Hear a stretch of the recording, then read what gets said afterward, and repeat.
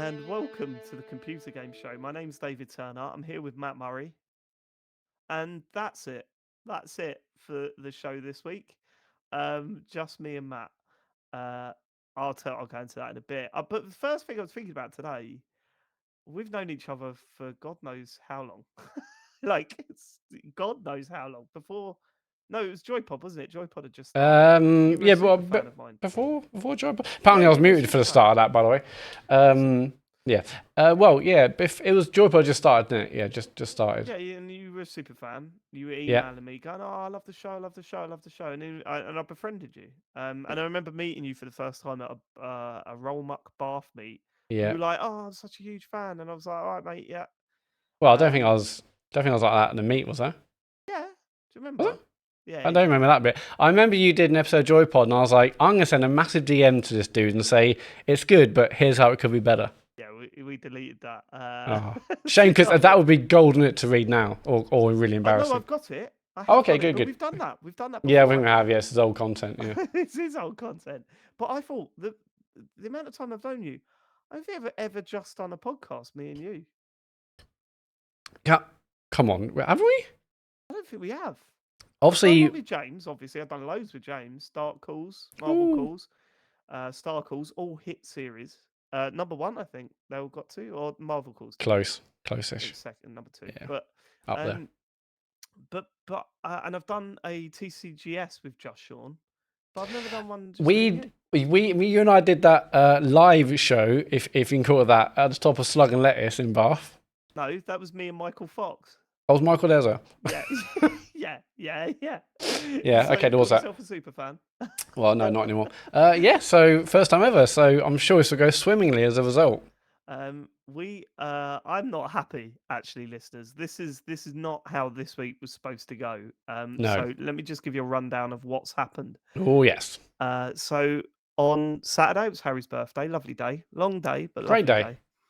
Poor old poor old Charlie started feeling ill, and I'm thinking, oh, this isn't good.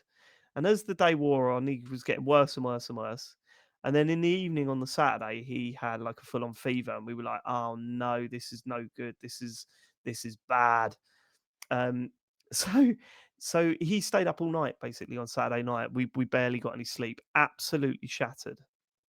And then woke up on Sunday, and he was just worse. Ended up in hospital. Now everything's fine. Everything's fine. It's all been checked out. He had an X-ray. He had a chest infection, so he's on antibiotics, and he's bounced back now, so he's all good. But Saturday and Sunday night, barely any sleep. He was coughing non-stop. I had to sleep at the sofa. It was just an absolute nightmare. I woke up on Monday morning and I went, there is no way I am going to be able to podcast tonight. I am done. Like, and not only that, Charlie's still coughing. You'd be able to pick it up on the microphone. It'd be a nightmare. So I texted the boys. I said, listen, can't do the show this week.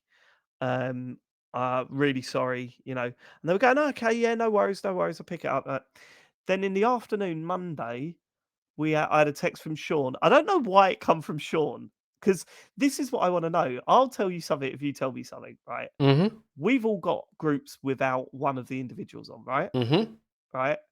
I will tell you what the groups are without your name in it if you tell me what the group's called without my name in it. Yeah, sure.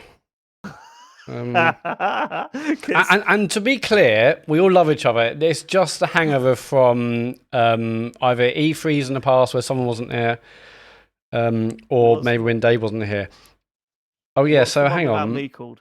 The WhatsApp group without Well, me. yes, this is the one we set up when you were off for that year, Right. and it's called TCGS the College Years. And the one without James in it is called Naughty James because it was Yeah, created when we caught him cheating at the in the quiz quiz inning, Yeah, yeah. and we were gathering all evidence for that.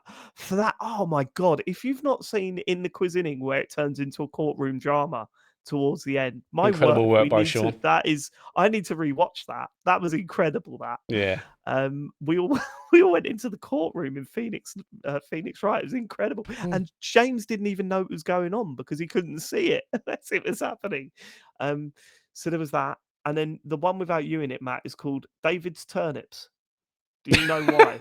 Um, I mean, probably something about Animal Crossing. Yeah, you were getting so annoying with the turnip stuff that we created a separate group because we would go, "Hey, what's your price today? What's your price today?" Well, if you sign up to this website, David, you don't even need to know each other's prices, and you can go to some random, get in the queue, and if you pay £5, you can jump that queue. And I was like, right, okay, right, let's set up a separate group where we can talk But about the prices on our turnip and our you items. All right? absolute wankers. No, But how that's do you not. not? I You must think have had we a separate told group you. when I didn't do E3 that time.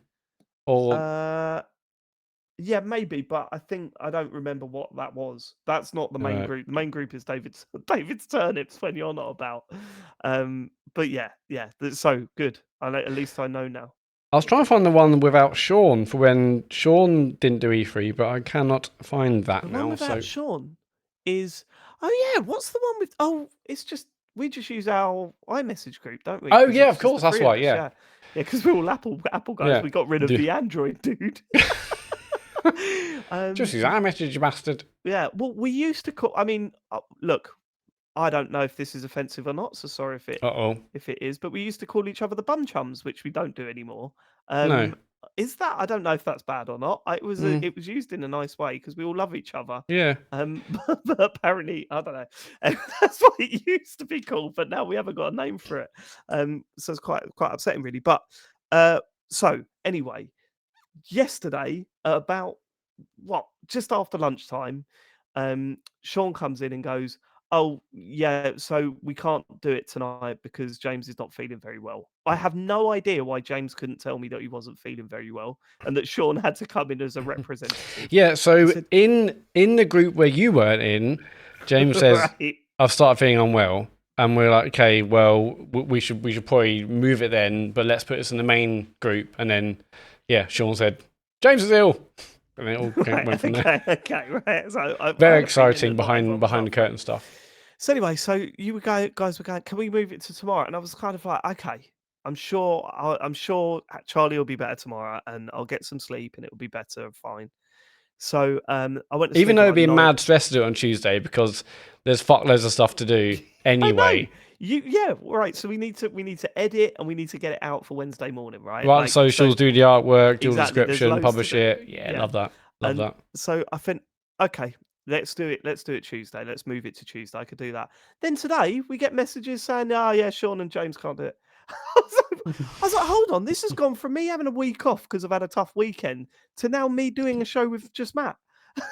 Yeah. It's like, how has that happened? Yeah, I So, couldn't have needed this less, frankly, but you know, if they're ill, they're ill, but and fucking hell. and I not only mean, that, I say you've got to edit. You just before we hit record, you started going. So, David, could you just I could was you just, top no, and tail if after you the? Could had you the just top and opportunity, tail the podcast after we record? Because I'm going to do all the social stuff. And I went, Matt, are you asking me to edit the show this week? And you went, yeah.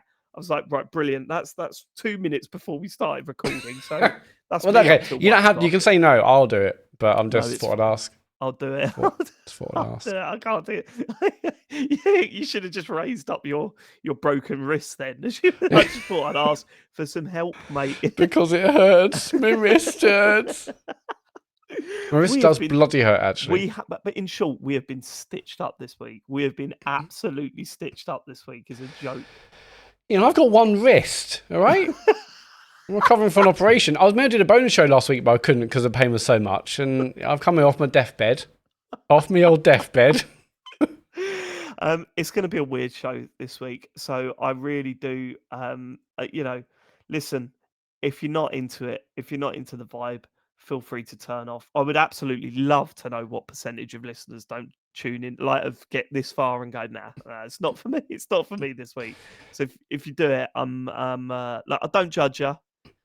I just want to know what your IP addresses are. I wish we could find that out and your list of fears. What if this is the most downloaded episode of all time, though, David? Then we get rid of the other We two. have to have a real Cut the think, don't we? Patreon 50/50. Lovely old job. Oh, here we go. Lovely old Here we job. go. Lovely bit of extra money. Hide it away from the tax man. We would No, like we to don't. We don't thank. do that. No, No, I we don't do don't that. do good. No, you can check my records. We would like to start the show by thanking our Patreon producers this month. They are Aaron Patrick, the QuickBooks chap, Simon Nelson, Moomin Biscuit, Trans Rights to Human Rights, Dave Ernsberger, Colin Brown, Gazman, Rocketman76, Grey Dragon Claw, Smooth Monkey, Richard Sawyer, John Tempelli, Jackie Sniper, Sam Higton, Tom S, Stan, Philip with an F, Fred Fenge, John the Nelsmeister Nelson, Ryan Cobain, and a new full Nels member. It's Stephen Littler. Now, Stephen, I'm going to say the obvious. I bet you've heard this loads in the past couple of months. Brother's not Luke, is it? And if it is, can I have some free tickets? Because I would love it to watch the darts live. If it's not, then I apologise because you probably had that about a million times. But if it is, incredible. Ali Pally. Finally, we found a venue for TCGS Con. You joke. I don't John joke. John and I were very seriously talking about setting up some sort of darts tournament this morning. We were like, me versus Matt, John versus, I don't know, that needle drop guy, Fantano. We could get that. Oh, yeah, definitely. James Farley versus, I don't know, try and find the. Well, yeah, because equivalent. obviously, you have things like, celebrities boxing. We have, had Anthea Turner's husband, Ricky Gervais, back in the day. We've had, things like KSI and, Logan Paul today. But there's never really been like a celebrity/podcasting darts tournament. And I'm thinking maybe it's the time. Or Pogs tournament. Or Pogs. We could do Pogs. Pogs. I said darts, the only problem with curling. darts, right, is bad darts is worse than bad boxing. Like bad boxing, you're kind of like, well, at least having a bit of a scrap or whatever. But bad darts is just boring to watch, isn't it? 7. 42. 1. 12.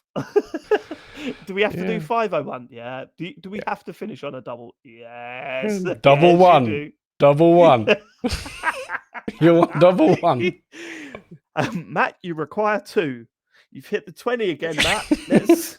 Can we try and go for no score? And just to clarify, yeah, so I mean Anthea Turner's husband, Ricky Gervais. I couldn't remember her husband's name at the time. Do you remember? Oh, at the time you couldn't. What about now? Or now? I couldn't remember the name of her husband now. Let's move on. I don't care. This is going to be a weird show. Thank you so much for supporting us over at patreon.com/TCGS. Grant Bovey. That's the one. Thank you, Grant Bovey.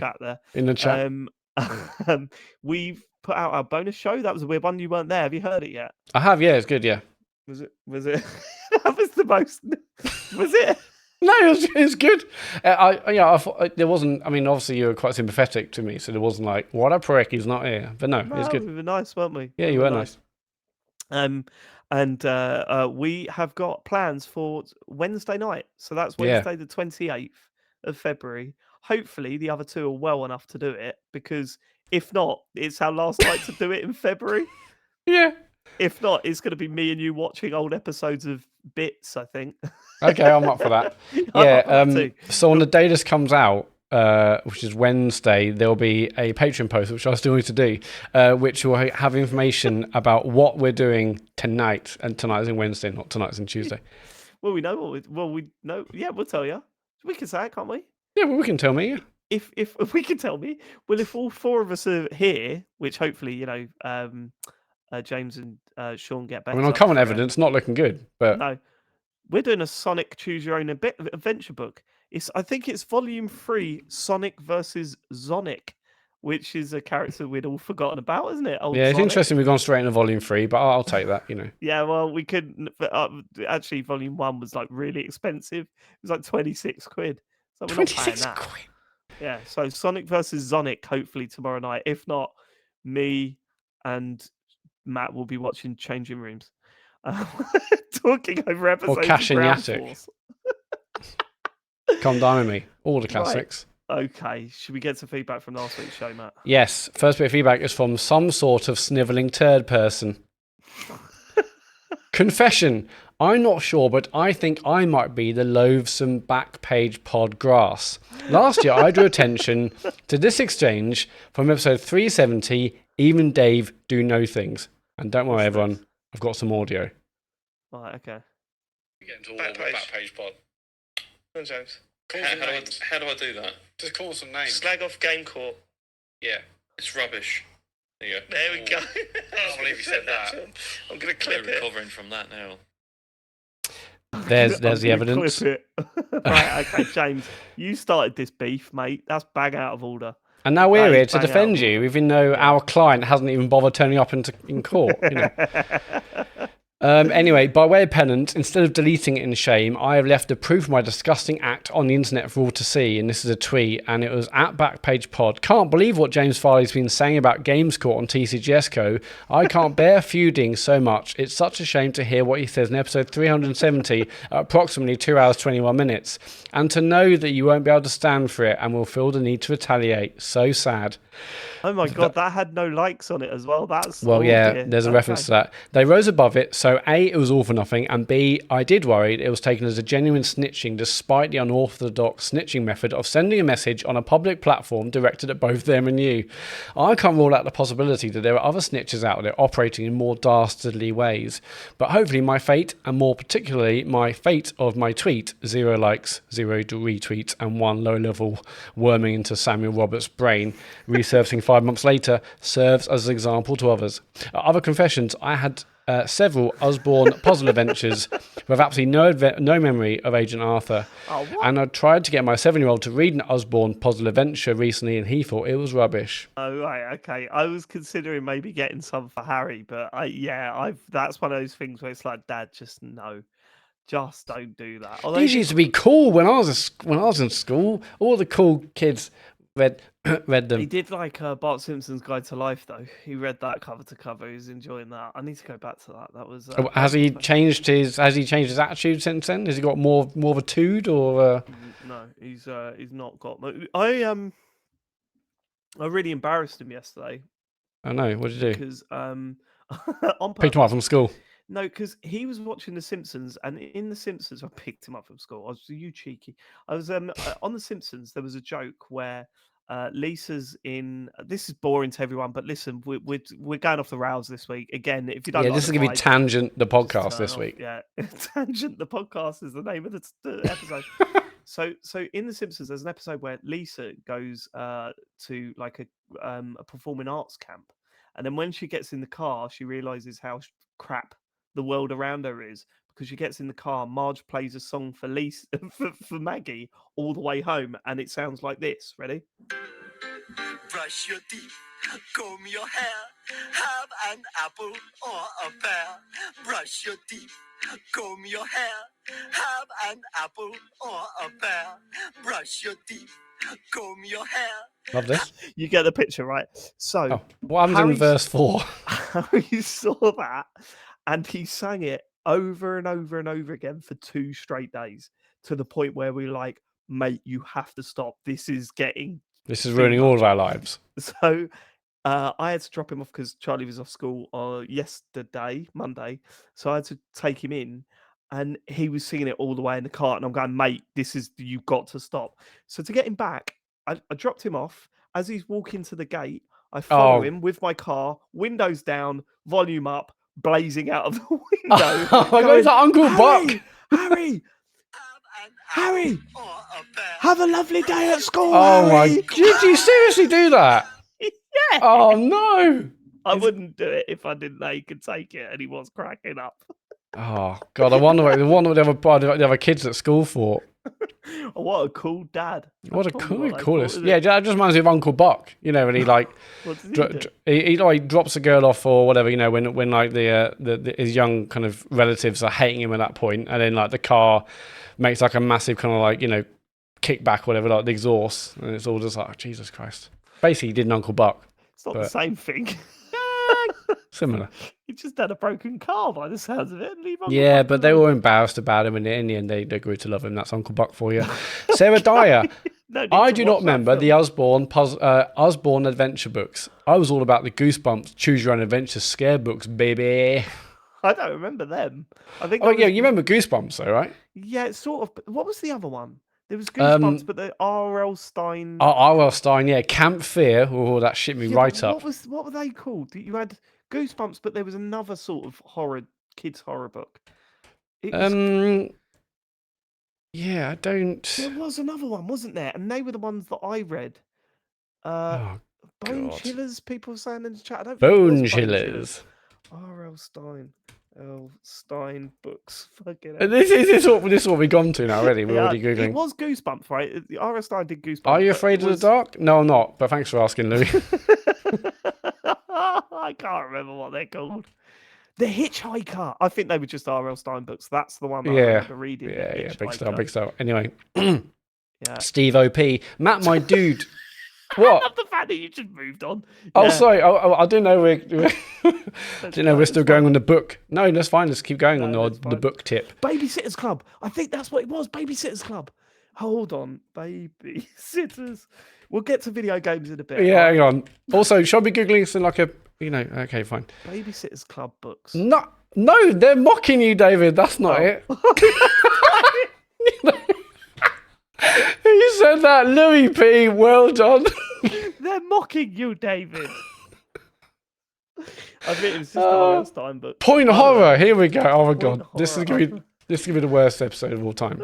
Yes, Point horror. That's the one. That's where I read Camp Fear. Point horror. Good work. Yes, Point Horror. Those were the ones. Absolutely bang on. Point Horror. Thank you, Dave Hodgkins. Yes, thank you, Dave Hodgkins. The Babysitters Club. We will get to we will get to video games eventually. All right, next bit of feedback. Will we? I've just scrolled down to what you've been playing. Steve OP. Such a bad show. Go on. What's Matt, the my matter? dude. What? Sweet Valley High, Louis. The joke's been and gone. Right, Right. okay, listen, Matt, forget the chat. Listen, you know, I this morning I was thinking, right, it's just me and Matt. We did have a guest lined up, but they had to pull out as well, which is totally understandable, by the way. That's Mhm. totally, you know, but so it's just me and Matt. I was thinking it's got to be better than no show, right? And now I don't know about it. No. I think this is. Okay. Let's move on. Steve OP, Matt, my dude, you don't need to skate to use an electric skateboard. Just lie down, cover your gonads in case you hit a light pole, preferably with a thick textbook like the 42nd edition of Grey's Anatomy, and let her rip. Oh yeah, don't forget to cover your arm. Safety first, dude. Steve, thank you, Steve OP. Yeah, thanks. I'm thinking about getting the old electric skateboard back out, but maybe when Don't. I've got two working Yeah, wrists. don't. No, I only got hit by a car once during that whole time I had Fine. an electric skateboard. Is there going to be a time where you go, I've got to grow up a bit? Nah. Why though? But that's so stupid. Why? I don't. Yeah, a lot of people. I think maybe actually there's another message here about my midlife crisis, and I've had like 10 of them so far. I mean, like, life crises. you know, Jill was livid the fact I went started learning to skateboard. I learned snowboard. She's like, you're 41. What are you doing? It's like, I guess there is that. But I don't know. I just But it's don't not really like, want to. It's not like we're not saying, "Hey, man, live your best life." We're not saying don't do that. We're just saying when you hit your 40s, your bones are more brittle than that. Well, I've learned Like, that. It's a bit soon, physically. actually, David, to refer to that. Yeah, It's I a bit don't think insensitive. you don't seem to have learnt your lesson. Well, We'll I get to haven't- video. We'll get to video I games. soon. haven't broken anything since. I think it's fine. Okay. Yeah. Well, hold on. Yes, you did break things since breaking your arm. I think fine. They just said it was displaced. Okay. Okay. Next bit of feedback. Adam C. Oh yeah, David. This one you might have to sit down. You are sitting down. Okay, cool. You might have to sit down for this one because you've got some negative feedback. Oh, okay. Adam C. One, I listen to all your podcasts, I listen to your podcast and all podcasts on 2.5 speed. It's no different. What Just saves the time. Fuck. 2.5 speed. 2.5 speed. Adam, That's. Do you mean 1.5 speed? it's written here 2.5. I know it says 2.5 speed, but that's insane to me. Okay. I mean, yeah, okay. 2, I haven't heard of these weird puzzle books, although I'm only 25 and I've read several retro fighting fantasy adventure books. Yeah. That's cool, that's fine. 3, this is the one you might have to, be prepared for. David always says come instead of came, such as Skyrim come out in 2011 instead of Skyrim came out in 2011. Do you have a response, David? Yeah, I'm working class. You got a problem with that? From No, a I working don't. class background. Adam Is there a C problem? does. Yeah, Adam C. You do you? Adam C's livid. Interesting. Interesting. That's a shame. That's 4, a shame. You it's better surprising- Tell my class. Oh, was that? Tell me. Go on. 4. It's surprising that David says he cannot find enemies on foam stars, as the UI literally highlights all players all of the time. So enemy players are indicated through rules across the entire map. You can never lose sight of them. Sounds like a skill issue. Love the pod. Keep on trucking. Yeah, but the problem is it blends in with the foam and shit all over the thing. It's too busy. You can't keep track of them. Yeah, they might have an outline, but it's not clear enough. Sorry, I didn't like that game at all. We Shame, will innit? get to video games soon, though. So thanks for your feedback, Adam C. Melee Microwave. Feedback for episode 389. Matt clearly forgot that Ghost of Tsushima Director's Cut came out early in the PS5's life cycle when he was talking about remastering the game. I absolutely did, actually. I totally forgot that came out. So that's on me. I still think they'll probably do another one. How are we getting a battering? I don't get it. We're the only two that have shown up this week, and we're getting a battering in the Well, no, there was feedback about James and Sean, but I thought, why put that in when neither of them have been asked to turn up to the show, David? So, even though I've got one fucking wrist and you haven't slept for about 2 months, so, you know what I mean? Yeah, I know what you mean, mate. Yeah. Geen, the most surprising part of David's tirade on Mario vs. Donkey Kong is that he bestowed upon it a 5 out of 10. I'd hate to hear what he has to say about a 3 out of 10 or, Lord help us, a 1 out of 10. On that note, Mario vs. Donkey Kong was disappointing 20 years ago as well, and a poor excuse for a Donkey Kong 94 sequel, which I highly recommend you give a go on your Mii U Minis. Donkey Kong 94 is still an absolute joy to play. Thanks for letting me be natural, Geen. Boxer briefs, shoe size 9 US, griddle, currently procrastinating from clearing a chinchilla cage in Florida, and I've never heard of David's Choose Your Own Adventure series, but I have fond memories of a couple of Super Mario World themed CYOA Choose Your Own Adventure paperbooks. Ones. Well, maybe that's next month. Oh yeah, we got to do one of them. If the Sonic one works out, we've got to do a Super Mario So one. Sonic one's a hit. We are getting right into those Choose Your Own Adventure books. And that is it for feedback. Go to tcgs.co/deartcgs and let Sean and James really know what you think of them. Should we get some news? Yes, that's me. We're going to start, unfortunately, with more terrible layoff news. Today, PlayStation announced that they're cutting 8% of the workforce, which equates to 900 jobs worldwide. Here's some of the quotes from Jim Ryan. He wrote a letter to staff saying, "I want to be as transparent as possible with you, our partners, and our community about what this means. We envision reducing our headcount by about 900 people, or 8% of our current workforce. There will be impact for employees across all SIE regions, Americas, EMEA, Japan and APAC, and several PlayStation studios are affected. I know that receiving this news will be hard and unsettling, and you're wondering what this means for you. Timelines and procedures for how we approach this will vary based on your location due to local laws and regulations. For those of you in the US, all impacted employees will be notified today. In the UK, it's proposed that PlayStation Studios' London studio will be closed in its entirety. There will be reductions in Firesprite Studio, and there will be reductions in various functions across SIE in the UK. Jason Schreier later reported that amongst the other divisions, layoffs will actually hit Insomniac, who obviously released Spider-Man 2 last year, Naughty Dog, who last year cancelled their big multiplayer version of Last of Us, and Guerrilla, obviously behind the Horizon games, which are basically three of PlayStation's most successful subsidiaries. I mean, Spider-Man 2 is like one of the fastest selling games on PlayStation ever. And it still doesn't seem to change the fact that PlayStation, like so many organizations in gaming right now, is making these cuts. What's going on? I mean, when you've got like Insomniac and Naughty Dog, you'd think. I mean, even Guerrilla, like I don't get it. I don't. There's obviously a reason, and some of the reports that were coming out about how Jim Ryan was visiting London studios. Yeah, just last week. Taking photos with staff and smiling and all that. And you just go, wow, this seems to really have come out of the blue for PlayStation employees. And these layoffs are no worse than the layoffs across the industry. We're not saying these are worse because they're at PlayStation. But fucking hell, man, if you've got it's just wild what's going on out there at the moment, and we keep reiterating the point that this sucks, and we feel terrible for all the people that are being let go at the moment. And we will keep reiterating it. It's awful, man. And this is the industry we love. We want it to thrive and we want it to succeed. And right now it is not doing that. It is Yeah. in panic mode by the looks of it, and it's horrible as a consumer because there will be an impact on this. On the games we play in 5 years' time, there will be an impact on this, and it sucks, man. It fucking sucks.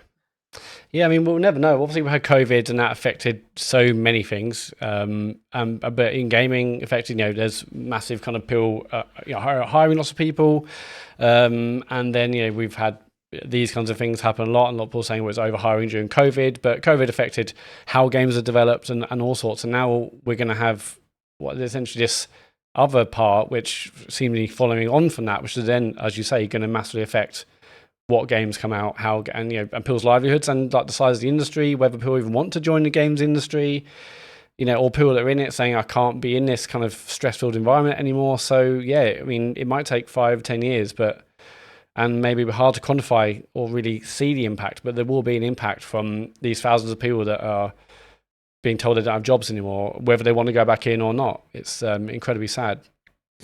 It is incredibly sad, and like we always say, if anyone's if anyone's listening to this that's been affected, we wish you the best, and we hope you find employment as soon as possible, because we know what it can feel like, the stress that you go through dealing with this sort of stuff, and then trying to find something new, especially in a world that's so full of people that are also looking for similar jobs. It sucks. So good luck to everyone. Yeah, there's more layoffs.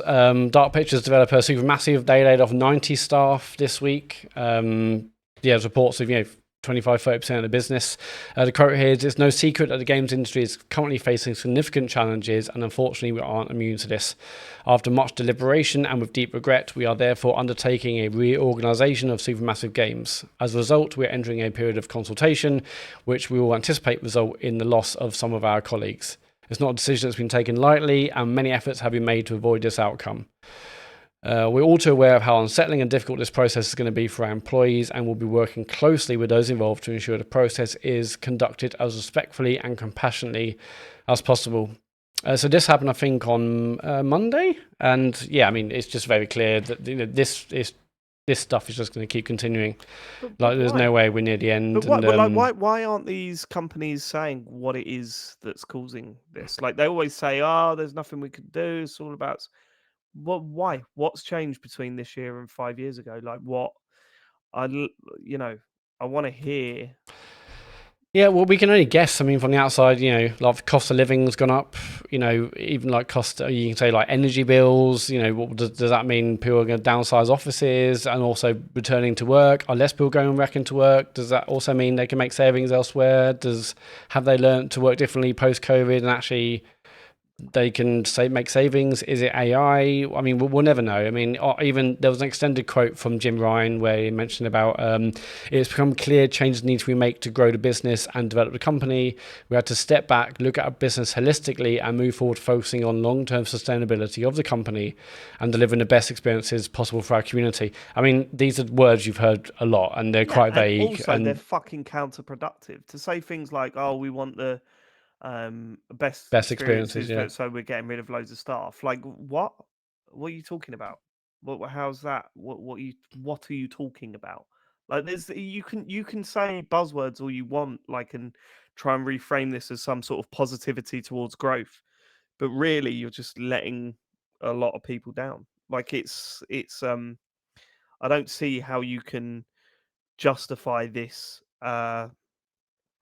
in terms of, hey, we want to create the best stuff we can, so we're laying off a bunch of people. Like, it's just bollocks, isn't it? Yeah, and I think you might have said it a while ago. I mean, we'll never know truly about the numbers behind these businesses and what savings they want to make or what shareholders want and so on and so forth. But yeah, other businesses might think, well, we don't necessarily need to make savings, but there's an opportunity, unfortunately, to do so given all the noise. And that's always been some the people case, are man. probably just making trying to make the business more efficient. Whereas a few years ago, they might have been they want to grow their headcount, they want to be seen in certain ways with a large studio. I'm not sure, but yeah, it's sad, and these news stories aren't going to stop seemingly. Yep.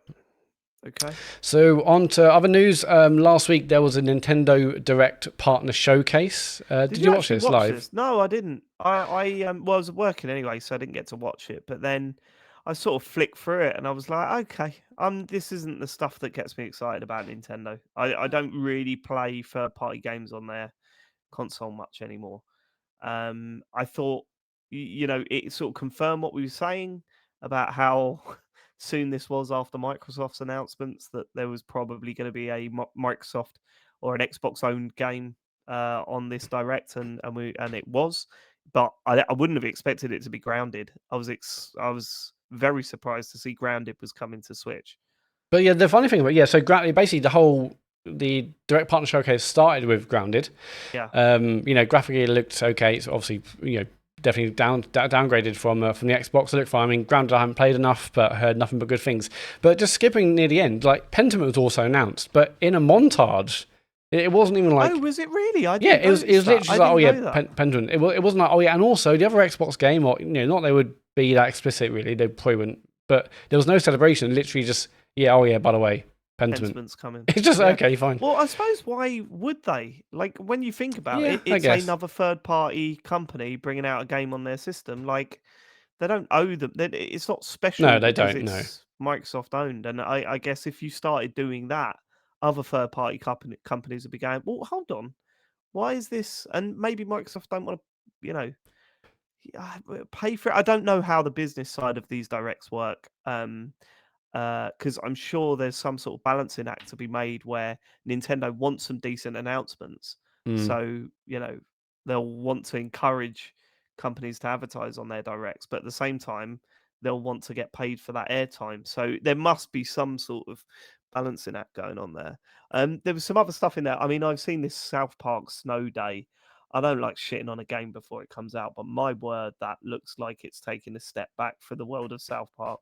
When you had those two, Stick of Truth and Fractured Butthole, then you're bringing out this Snow Day thing, which looks like it's going back to the N64 first-person shooter days. It did. Go, wow. It did look weird, yeah. I mean, I've got my views on this whole direct in general, but when you had IPs or games like South Park, okay, Epic Mickey, okay, and it's like World of Goo. It's like, what year is this? It just felt like a direct from about 5 years ago. This is like it's the same. Like people are moving on with their hardware now. People look. The Switch is still obviously doing brilliantly, and it has been some console. This it really has smashed this generation for Nintendo.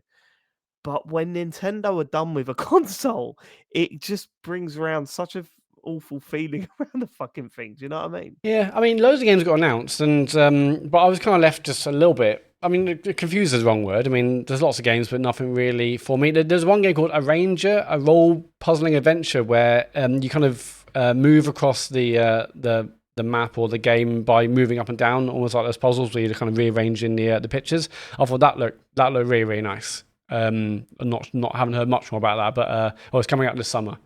Yeah, so Ranger looked really good, and yeah, there was a new Super Monkey Ball, which I'm like, okay, well, how can you not get excited about a new Super Monkey Ball? Has it got the mini games in it? I don't know. I mean, they show multiplayer. I don't know specifically about the old about the games. Yeah, it says over 200 stages, 4-player local co-op, and play with up to 16 players online. It's out on the 25th of June. I'd like to see what mini games are in there. If there's a little bit of Monkey Ball in there, then maybe. I mean, I guess I need to check, but I mean, I can't not get excited about a new Super Monkey Ball, and yeah, it looks. Star Wars Battlefront games coming to Switch. I don't think anyone was asking for that, but they're there. But 64 players online, though. Yeah, I know, but on Switch, a bit weird. I can't imagine it'll look amazing. It looks okay. Disney's Epic Mickey's getting a remake. So that was a popular Wii game. I never actually played it. No, I didn't even know. Then people rate that, so maybe I don't know, man. It just feels like that console's at the end of its life, and we're waiting for the new one to be announced now, aren't we? When I watched that Epic Mickey trailer, I was like, when are Disney going to make a Mickey Mouse movie or something? Like, if I just thought, okay, Mickey is. What? Well, am I missing a big one in recent years? Steamboat Willie. I mean, okay, yeah.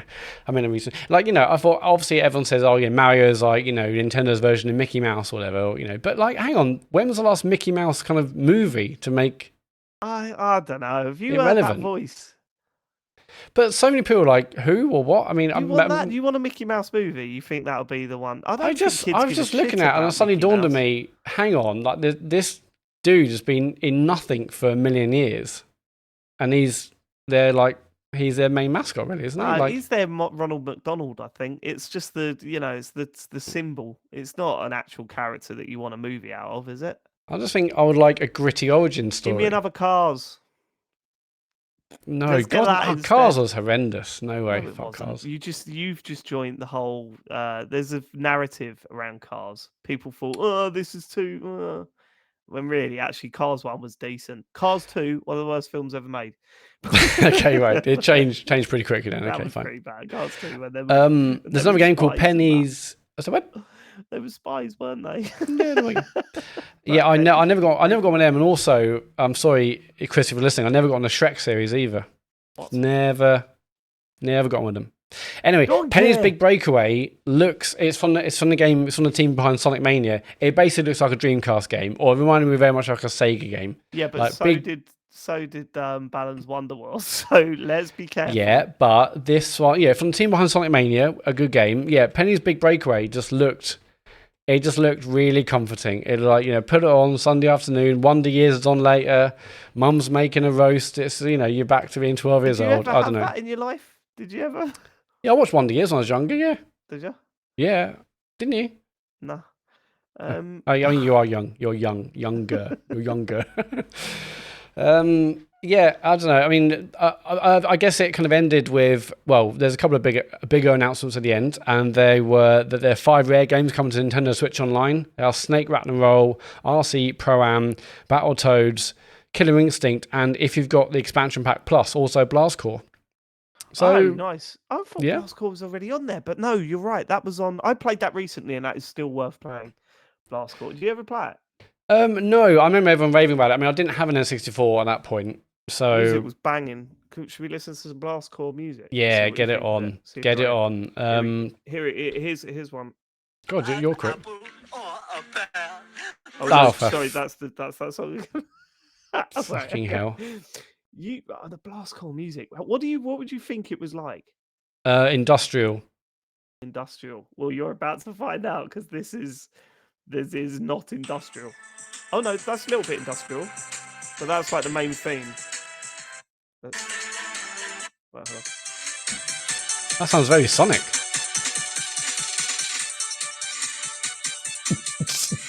There's one.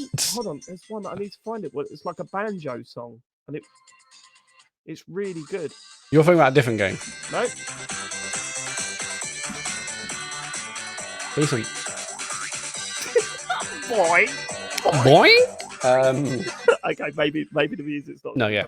Anyway, it ended. There was one more thing. I was quite hyped, but it ended with Endless Ocean Luminos. So I'm not sure if this is. I'm not sure if this is a remake. I mean, again, whatever. I think this is another Endless Ocean game. There's been others. Basically, you can go in the sea with up to 30 other people, exploring kind of marine life and other things under the sea. 500 different species of marine life, it says here. It looked quite nice. Oh, yes, it's Endless Ocean was a Wii series. Thanks, Scientologist. Didn't play it myself, but yeah, that new one's out. It looked okay. The fact you and 29 other mates can go under the water, that sounds okay. Out in May. It was obviously one more thing, so clearly they thought it was big enough to save it for the end, and looked nice. But look, these third-party ones have always been what they are. You never expect them to be amazing. This seems like a decent amount of games.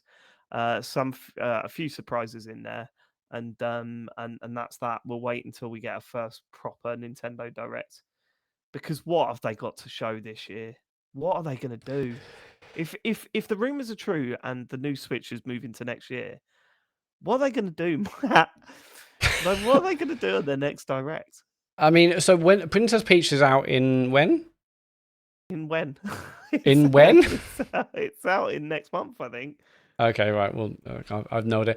What if they just put an old one on? How long do you reckon? How long do you reckon it take for people to notice? Yeah, March 22nd, the new Princess Peach Showtime. It's called, and it looks pretty good. But as See, we've previously said, it's a girls' game, so unfortunately we cannot play it. Gutting, really. See, I'm this is where I joking, of course, think. I mean, maybe I'm giving them too much credit, Nintendo, but this is where I think. Okay, they will have games in their back pocket, like remastered.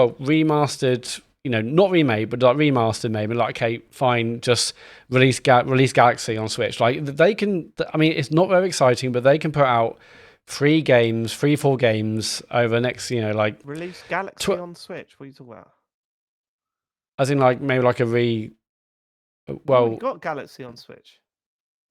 I think Naylor Ben's comment there was about the Galaxy theme Switch, where they had like a different coloured Switch. But you know, like a remaster. I mean, yeah, maybe they're not doing this, but I think they've got some remasters, HD remakes, or up-res games in their back pocket. So nothing's coming out.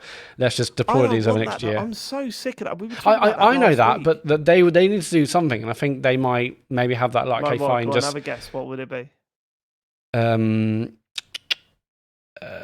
Because there's not many left. They've really taken the piss with this. Well, I mean, as you want, Galaxy 2, that's one.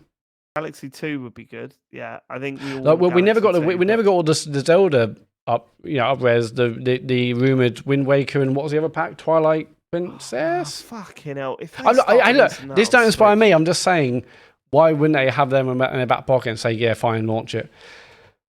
If indeed we are going to get no new console until March, it seems at the earliest. They do. I mean, James is listening to this and laughing because he knows that this is what they do. It's as if the company go, okay, done. Let's move on. We're all moving on the next one. So wait a couple of years of nothing, and then we'll release a new one with a couple of really like big games.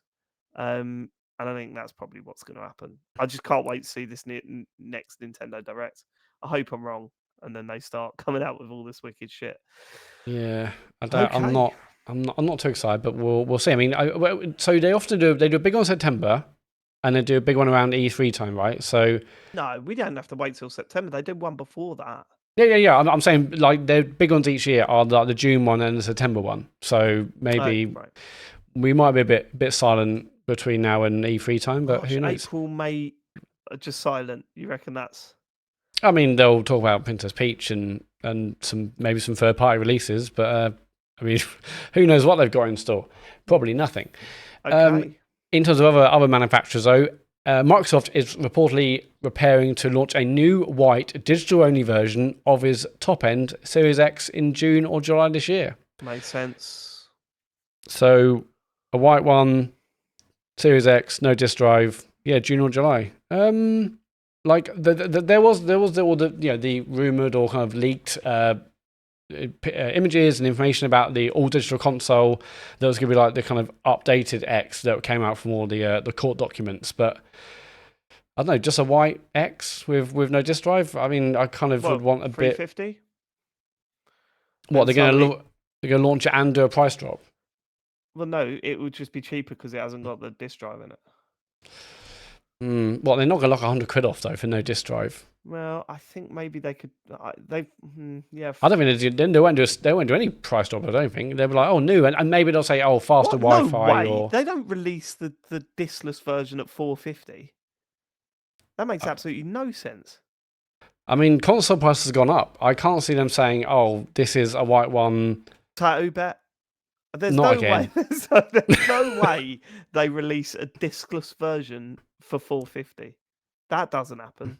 It would be 400 max, I reckon. 400 tops. Yeah. Okay. Yeah. So it'll be a Series X in terms of power. So maybe they might make cost savings and efficiencies and this, that, and the other. Taking out the disk drive. What does that say? $5? No, it's not so much what it saves. It also means that you have to buy the games on the store. Yeah, but they're already loss leading on the hardware anyway, because they know. PS5 do this though, Matt, and the diskless version's cheaper than the standard one. Yeah, I guess. But how much was it? It was like 30, 50 quid cheap, wasn't it? So, okay. Yeah, okay. Well, are we saying 400 quid then? So 400 quid for... Matt, I'm not trying to convince you here. You're an idiot if you think they're launching. If they're going to go right, we're going to keep. We've got that. You can have the black one with the disk drive for 450, or you can have the white one without the disk drive for 450. Do you know how mad that is? Okay, right. Is this more mad if they said, we're releasing this new one today, it's white, faster Wi-Fi, or whatever, 450, but we're reducing the one with the disk drive to 420? Yes, that would be insane. Yes, that would be why would they do that? Because they can clear stock and then get... great. If they're discontinuing, they won't go and announce a new price for it. If they're clearing, they're not clearing stock, Matt. Matt, you work in marketing. This is mental, mate. Sorry, my head's gone. Yeah, how are those painkillers? They're very good, actually. I don't know what day it is. Okay, anyway, what else does it say? Yeah, noted leaker. Okay, right, let's move on. No, I'm continuing the story. Okay. Noted leaker Xdaz1S, writing for Xbooter, has claimed that not only are Microsoft's all-digital Series X plans still alive, the console is set to release somewhere between the upcoming months of June and July, although there are slight chances for a delay. So, nothing. I'm thinking also to the fact that a couple of weeks ago they said they've got more to say about hardware in the holiday season. So, yeah, maybe that's everyone. If this is it, I'm like, but really, Christ, give me something a bit more exciting than just according to this person, what do you want? A handheld Xbox. What do you want? According to this person who has claimed to have seen confidential footage of a new console, the digital-only version of the Xbox Series X will, as well as jettisoning the optical disc drive for the original model, feature an improved heatsink, an upgraded Nexus card. Oh, mama. It's also claimed the revision will be white and in an inversion of the current Series X colour scheme, but it sounds like all aspects of the console will remain the same. And it will be more expensive than the current. Yeah, it says here £1,000. So, wow, okay. That's interesting idea. I like when I challenged you on that. You went, well, console prices have gone up. We'll see. So you think this will be cheaper than the current Series X? Well, why would you pick it over current Series X then if it's not cheaper? I don't know. Less functionality and it's more expensive. How's that make? Oh yeah. See, I was saying I'm not going to want to get one of these. But in last year's leak, it had like a new cylindrical design, front-facing USB slot, better Wi-Fi, new controller. You would sell your one with a disk drive to have one without. No, I'm saying I probably wouldn't. I'm saying I wouldn't. But probably. Well, Matt, that's just a word I put in there. I don't know what's going on. It's just a word I put in there. Right, should we move on to the next story? This is why James does it so well. Now I feel bad for mocking him every week. Okay. Right. PS5 Pro expected this year, David. Do you want one? No. Next news story. I got absolutely mugged off with a PlayStation 4 Pro. I don't think I didn't mind mine. That's not what you said at the end. That's not what you said towards the end. At the end, yeah. At the time, I was like, "Oh fuck, man! Titanfall 2 looks way better on the Pro than the non-Pro." You did for about a week. I'll never forget. Right, I'll never forget. Matt got the Pro first. Obviously, you got it the same week that you got the VR headset as well, didn't you? Yeah, it was a low point. That was a low point. And I remember one of the major things you were saying about, I can't wait, the Pro's going to be quiet because the PS4 is an absolute wind turbine. And we all turned up and played Destiny on your PS4 Pro at 4K, and it was just as loud as a PS4. And you were like, yeah, this, I don't know. It wasn't just as loud, it's slightly quieter. Right? Just as loud, in my opinion. I thought that when you look at, right, okay, it's unfair to compare. The series, the One X was a massive upgrade from the One. Yeah, that changed everything for me. Dreadful, right? But the PS4 Pro, what a waste of time that was. I shouldn't have bought that. I don't know why I bought it. I shouldn't have bought it. It was stupid, and I regretted it soon after. Yeah, but you're not getting me again, PlayStation. Just before we get onto this, I saw for the first time this week, or last week, I saw the PS5 Slim. Oh yeah, should not be called that. Absolutely. I mean, I know all this discussion now before, but oh my god, it's like barely smaller. It's right next to a regular PS5 as well. It's like, yes, it's smaller, but how dare you call that a slim? Actually, I guess no one actually called it slim. It's just the unofficial name. But does it look as ugly as it does in the? Does it look worse than the PS5? It I looks only saw it side too... on. It's got that big kind of gap in the middle. But it's like, I don't know what's happening plastic as well. It does come with that tiny little like plastic plastic stand if you want to put it on its side. But anyway, back onto this. Sony is expected to launch a souped-up version of the PS5 later this year. Analysts have suggested. A new CNBC report notes that there was now broad consensus in the game industry that Sony is indeed preparing a launch of PS5 Pro in the second half of 2024. However, the report cautions that Sony is unlikely to see a huge uptick in PS5 sales year on year as a result of the Pro's launch, and is also unlikely to cut the cost of the base PS5 model as a result. A quote here from Sergan Toto, who's a games analyst based in Tokyo.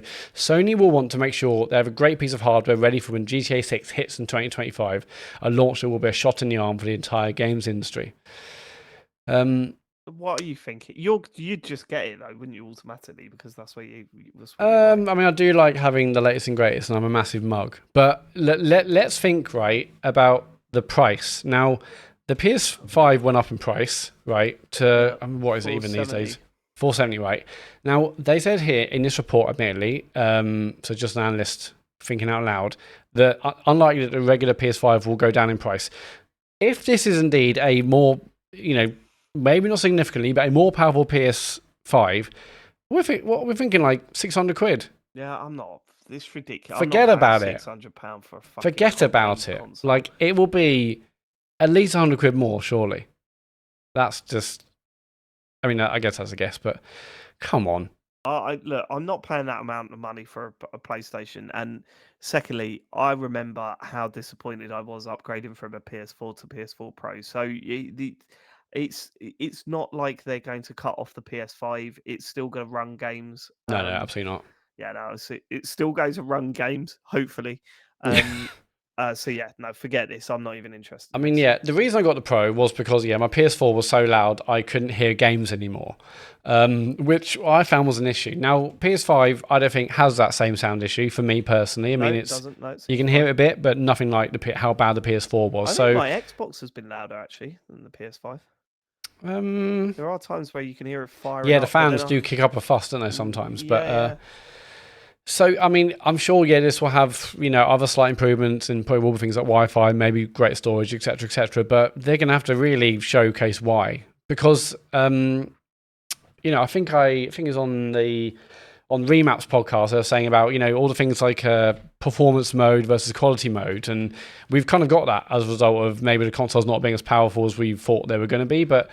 That those modes will probably actually just remain regardless, and maybe they'll be like, this one is definitely 100% 4K 60. It's not kind of, we're not doubling this. We're not like, trying to hack it. This is proper full native 4K 60 with greater crowds or whatever. So maybe this will essentially finally kind of answer greater all the crowds. That's where you greater size crowds, for instance. Like in Spider-Man, they decrease the size of the crowds in order to increase the fidelity. But like that's the metric, is it?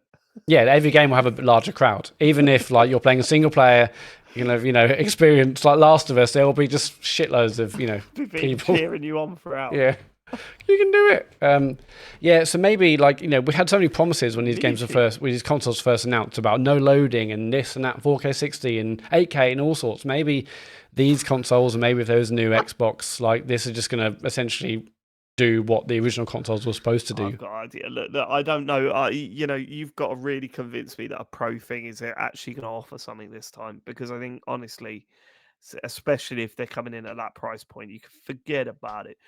Forget about it. Especially because there basically aren't any major releases coming out anyway. So I'm going to buy a PS5 Pro. I guess it is really for GTA 6, getting them ready for that. Are we just getting jaded, or is gaming shit at the moment? No, I was worrying about that. I'm about to talk about a game that's absolutely blown my week apart, so maybe not. I was worried about that, and but I don't think we're alone in thinking this generation has just been super weird. that we're it's been weird, yeah. already at the midpoint, already at a point where they're thinking let's release a mid-gen console. Lots of people think, hang on, the generation's barely started, mate. Yeah, I know. But then there is also the fact that we are old now, and time is like skipping Speak for yourself, away mate. way quickly. Matt, you're old, man. I'm getting low in age, baby. 29. No, you're not. No, you're not. No, you're not, Matt. You need to accept the fact that you're getting older now. Yeah. I know normally we don't talk to the chat, but also it's a weird show. Yeah, Asa J said we just had one of the best years for releases ever. That is true. No, it's not true. Well, no, Everyone says that. No, it's not. Go on, Matt. What's so good about last year? Well, if you're into RPGs and stuff, So there's I'm not. shitless. So what have I got? Power Wash Sim? That came out the year before, I think. DLC in it. But I think a lot of people agreed last year was a very, very good year for releases. A lot of people said it. I didn't agree with it. I don't believe that at all. I don't think it was a really, really good year for releases, especially when we could say that as much as we want. Oh, last year was one of the best years for video games. Oh yeah, what got really far in your Game of the Year show? Oh, a game from 2022 or whatever it was. 2020 or whatever. 2020, well, that's not our fault. That's Sean's fault. And James's fault. And what won it? Oh, a game that only one of us played. Oh, right. Sean played a bit, but Alan Wake was absolutely one of the best games of the year, so at least that makes sense. James Farley last week, he was like, oh, it's not that great, actually. Well, he was just talking bollocks. He doesn't know what he's talking about, and also he's not here. So they're not in your Remedy. Yeah, but I'm here. And just because they're not in your Remedy cult, like, that's definitely a cult. Look, I'm sure when James actually gets around to playing the game properly, he was only like an hour in. He's like, oh, where's the story? Well, maybe play a bit more an hour, okay, mate. We're getting told that the Game of the Year show, TCGS Game of the Year is never a good indication on how good a year's been. Fair enough, I take that on board. We didn't include things like Diablo, did we? And Baldur's Gate was in, but, okay. Anyway, Sony is testing PSVR 2 compatibility with PC. They announced this as part of the PlayStation blog. Last week, it was the anniversary of the PlayStation VR 2, and there's a bunch of new announcements. Zombie Army VR has been announced for PSVR 2. One who's developing that, we are. So some games got announced, and also they announced at the end. That's outrageous, that. Also, how did that get in? How much do we charge Blue Yeti for that shit? We should just start. We should invoice you that. I might send you an invoice for that. Okay, I'm going to retract that. No, you can't retract it. You just said it on our Twitch channel. I might invoice you for I'd like to apologise for mentioning that Zombie Army VR is coming out later this year for PlayStation VR, MetaQuest, PC Mate, VR as well. every time you say it, I'm going to invoice you more money. Like, that's 2 adverts on the biggest gaming show in the UK I won't mention that game again. Okay, well, it's 2 mentions, so that's at least $1,000. Well, the first one was a mistake. The second one I started. Doesn't matter. Doesn't matter. It's out there. So okay, well, that's £1,000, boys. What? Hang on. What? It was 40 quid for Blue Yeti, wasn't it? No, right, it wasn't. Let's move on. No, anyway, on this PlayStation blog, where they announced new titles. Quid. Are you fucking mad? Anyway, on this blog, they announced those new titles, but also towards the end, there's a bit of text saying, that they are developing.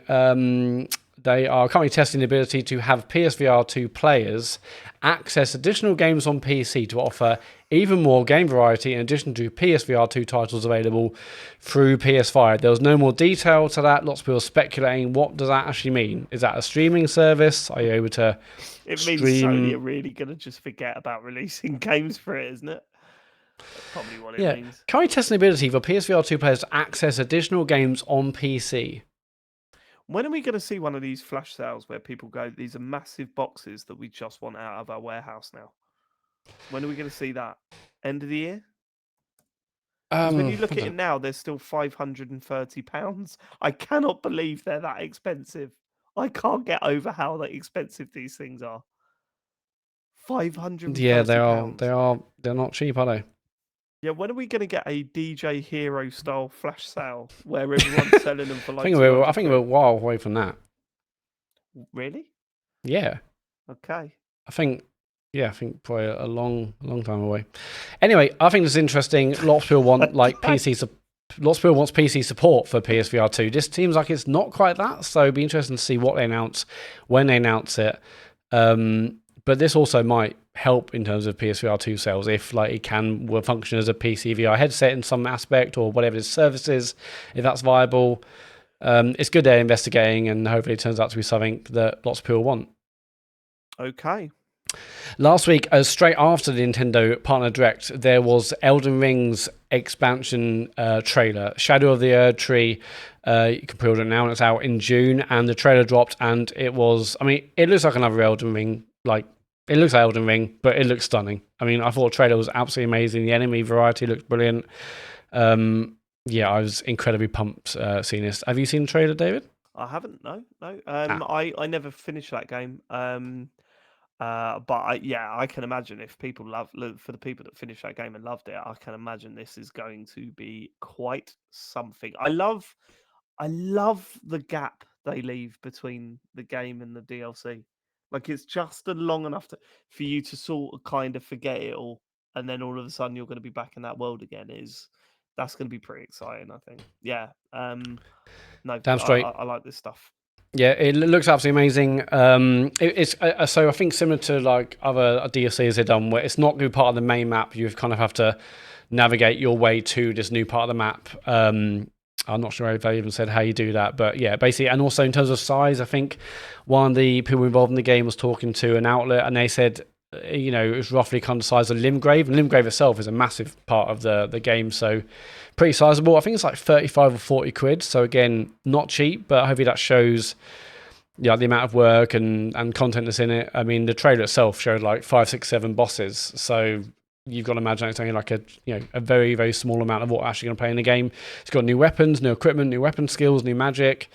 You can travel basically between like the current map and then this new part of the map. I'm not sure I've got it in me to like kind of play it yet, but I absolutely loved Elden Ring, so it's just very exciting for this to come out. I mean, this is so big in that there's actually been a special edition with its own kind of DLC and its own kind of its own kind of expensive deluxe edition. So this is not just like, get it on the store for 20 quid. This is a big old release. I'm quite excited to see what this includes, and if it's a lot harder or just shows different maybe gameplay mechanics. But yeah, the trailer was absolutely amazing. If you haven't seen it already, you're listening to this, watch it. Cool. It looks good as hell. PlayStation Portal is the final news story. PlayStation Portal has been hacked to run PSP games offline. Okay. Which I think is naughty. How? And a group of Google engineers has figured out how to hack the PlayStation Portal to make games run locally. The Portal's streaming-only device, as we all know. But there was some Google Cloud vulnerability, and a researcher in there managed to hack the games to play locally. So, this is something called PPSSPP, and it runs PSP games. It's an emulator, and they can run it natively without even connecting online or streaming. And they said, I think in the tweet they said they're not actually going to release it yet, but they're still there's no plans to release it, but they're still working on improvements. But I didn't think it had any local storage. So how are you even doing that? I can't who wrap my head knows? around that. No, who knows? I mean, it's pretty cool that people kind of work on this stuff and try and get these devices where you seemingly think nothing can really happen given the lack of local storage. But pretty cool. Pretty cool. How often are you still playing your Portal? All the time. Well, a lot this week because I have been playing a lot of Helldivers on it, and that is And that works well? There's like a multiplayer shooter? Yeah, absolutely fine. Yeah, I mean the sticks are smaller, so aiming's a little bit harder, but you get used to it, you adapt to it, and then you sort of get over it because you're playing a brilliant game on the sofa with it's just too good. I mean, are we done with the news? Yeah. Well, there's only one game we're going to talk about this week because Matt's not played anything again. I can't play anything yet. You can. There are plenty of games you could play one-handed. No, I've got enough on my plate. Okay. But also, this week, Final Fantasy VII Rebirth's out, and that's why these fingers are getting exercised as much as I can, because I need to get fighting fit for that game out on Thursday.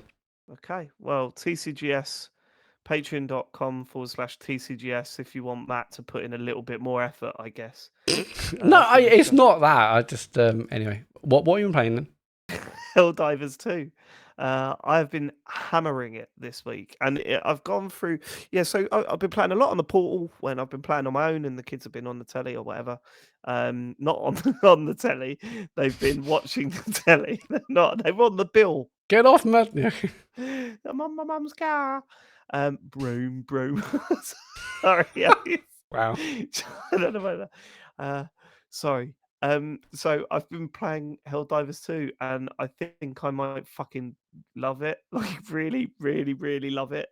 So I started playing after we recorded again, and did a few more missions, and I'm like, I love this, but I don't know why. I can't put my finger on why I'm loving it so much because I'm kind of doing the same missions over and over again against the same enemies.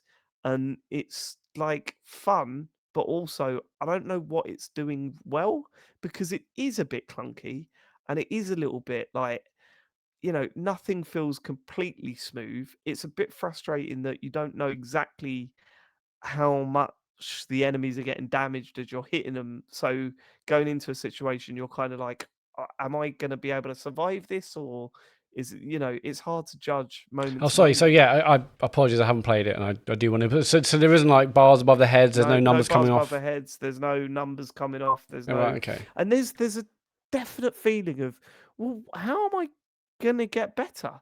Because there are like 5 or 6 different um difficulty settings, and we're playing on like quite low difficulty settings at the moment or midway. And I'm thinking, but it's not like you're upgrading your character and the bullets are doing more damage, as far as I'm aware. So I'm not really sure what I can do to get to those higher difficulty settings, other than working on teamwork and all that sort of stuff. And then 2 nights ago, I was playing with John and Chris, and we were up against it, backs against the wall, absolutely getting caned by enemies, but getting through situations by we were basically quiet and just feeding information to each other and sort of coordinating attacks and all this sort of stuff. And oh my god, just everything. You must have heard that it feels like a movie, right? That Yeah. seems to be the Well, I line that mean, everyone goes to. I've just seen like the TikToks and the videos, but yeah, all like, the kind of moments where, and the one you posted, I think, was it on Twitter or now Yeah, on WhatsApp? those Like, on Minty Biscuit, yeah. where I was like up against a cliff, and all these bugs were crawling over the cliff, and they were big ones, and I had to sort of jump, but I dived backwards, and as I was diving backwards, I was shooting off their legs, but as I was shooting the ones in the front, there's ones climbing over top of them to try and get to me and stuff, and then as I'm running away, I'm like, right, I've got to get up off my back, run away. As I'm running away, someone steps in with a flamethrower over my shoulders, like taking them all out. Honestly, it feels like that. The moment to moment, it was something that John Denson said to me as we were playing. I was saying, I can't put my finger on why I'm enjoying this so much. And he said, "Do it's Halo. It's that, 30 10 seconds of yeah, fun 30 seconds of repeated. fun on repeat." And he's absolutely right. That's exactly what it is. But it's not just Halo, it's also Left 4 Dead. It Mm. feels very Left 4 Dead, especially at the end where you're calling for an extraction and you're holding together, and what feels like a sprawling mission where you're trying to travel across and do these rather simple objectives suddenly becomes a right, we need to stand our ground and fight as these robots or these bugs are coming towards you to extract. There's a lot of division in there. The good stuff of division was, yeah, you can fire and kill enemies, and that's all pretty great. But you've got loads of gadgets, and you're working towards getting new gadgets to do more cooler things. So you're bringing down turrets, and you're coordinating that stuff, because there's no point in bringing down a turret if someone else is bringing down a turret. It just seems a bit of a waste. You need to Everything's on a cooldown, so you need to work through that. Mm. There's a lot of trade-offs with stuff, like, so at the moment, I'm assuming you can expand this later, but you can bring down 5 sort of special items with you, and some of them you're doing it selfishly. Some of them you're like, right, I want to bring down my jetpack, but in doing that, you can't bring down one of your other orbital strikes, or your orbital strike is like a spaceship in the air that will come down and do something for you, So like, you got a limited number of them. not a limited. You've got a limit. You can use it unlimitedly on a cooldown. Some of them are limited, but they tend to be on a cooldown. But you've only got a limited amount that you can take down with you. Oh, So okay, that's you good. so you kind of want to take down an advanced weapon. So that can be anything from a machine gun to a rocket launcher to that sort of thing. Um, but you'll also want to take down airstrikes. So you could take down 2 or 3 of those. Because you're thinking, right, okay, so while that one's cooling down, I've still got another strike that I can use as well. But at the same time, I've just got to level 10 and unlocked my guard dog. And I was itching to talk to Sean about this tonight, but the guard dog stuff is just next level. So we noticed that I was when I was playing on my own, I was playing with some higher level characters, and I noticed one of them had like a drone. A guard dog is a drone that follows you around, Right.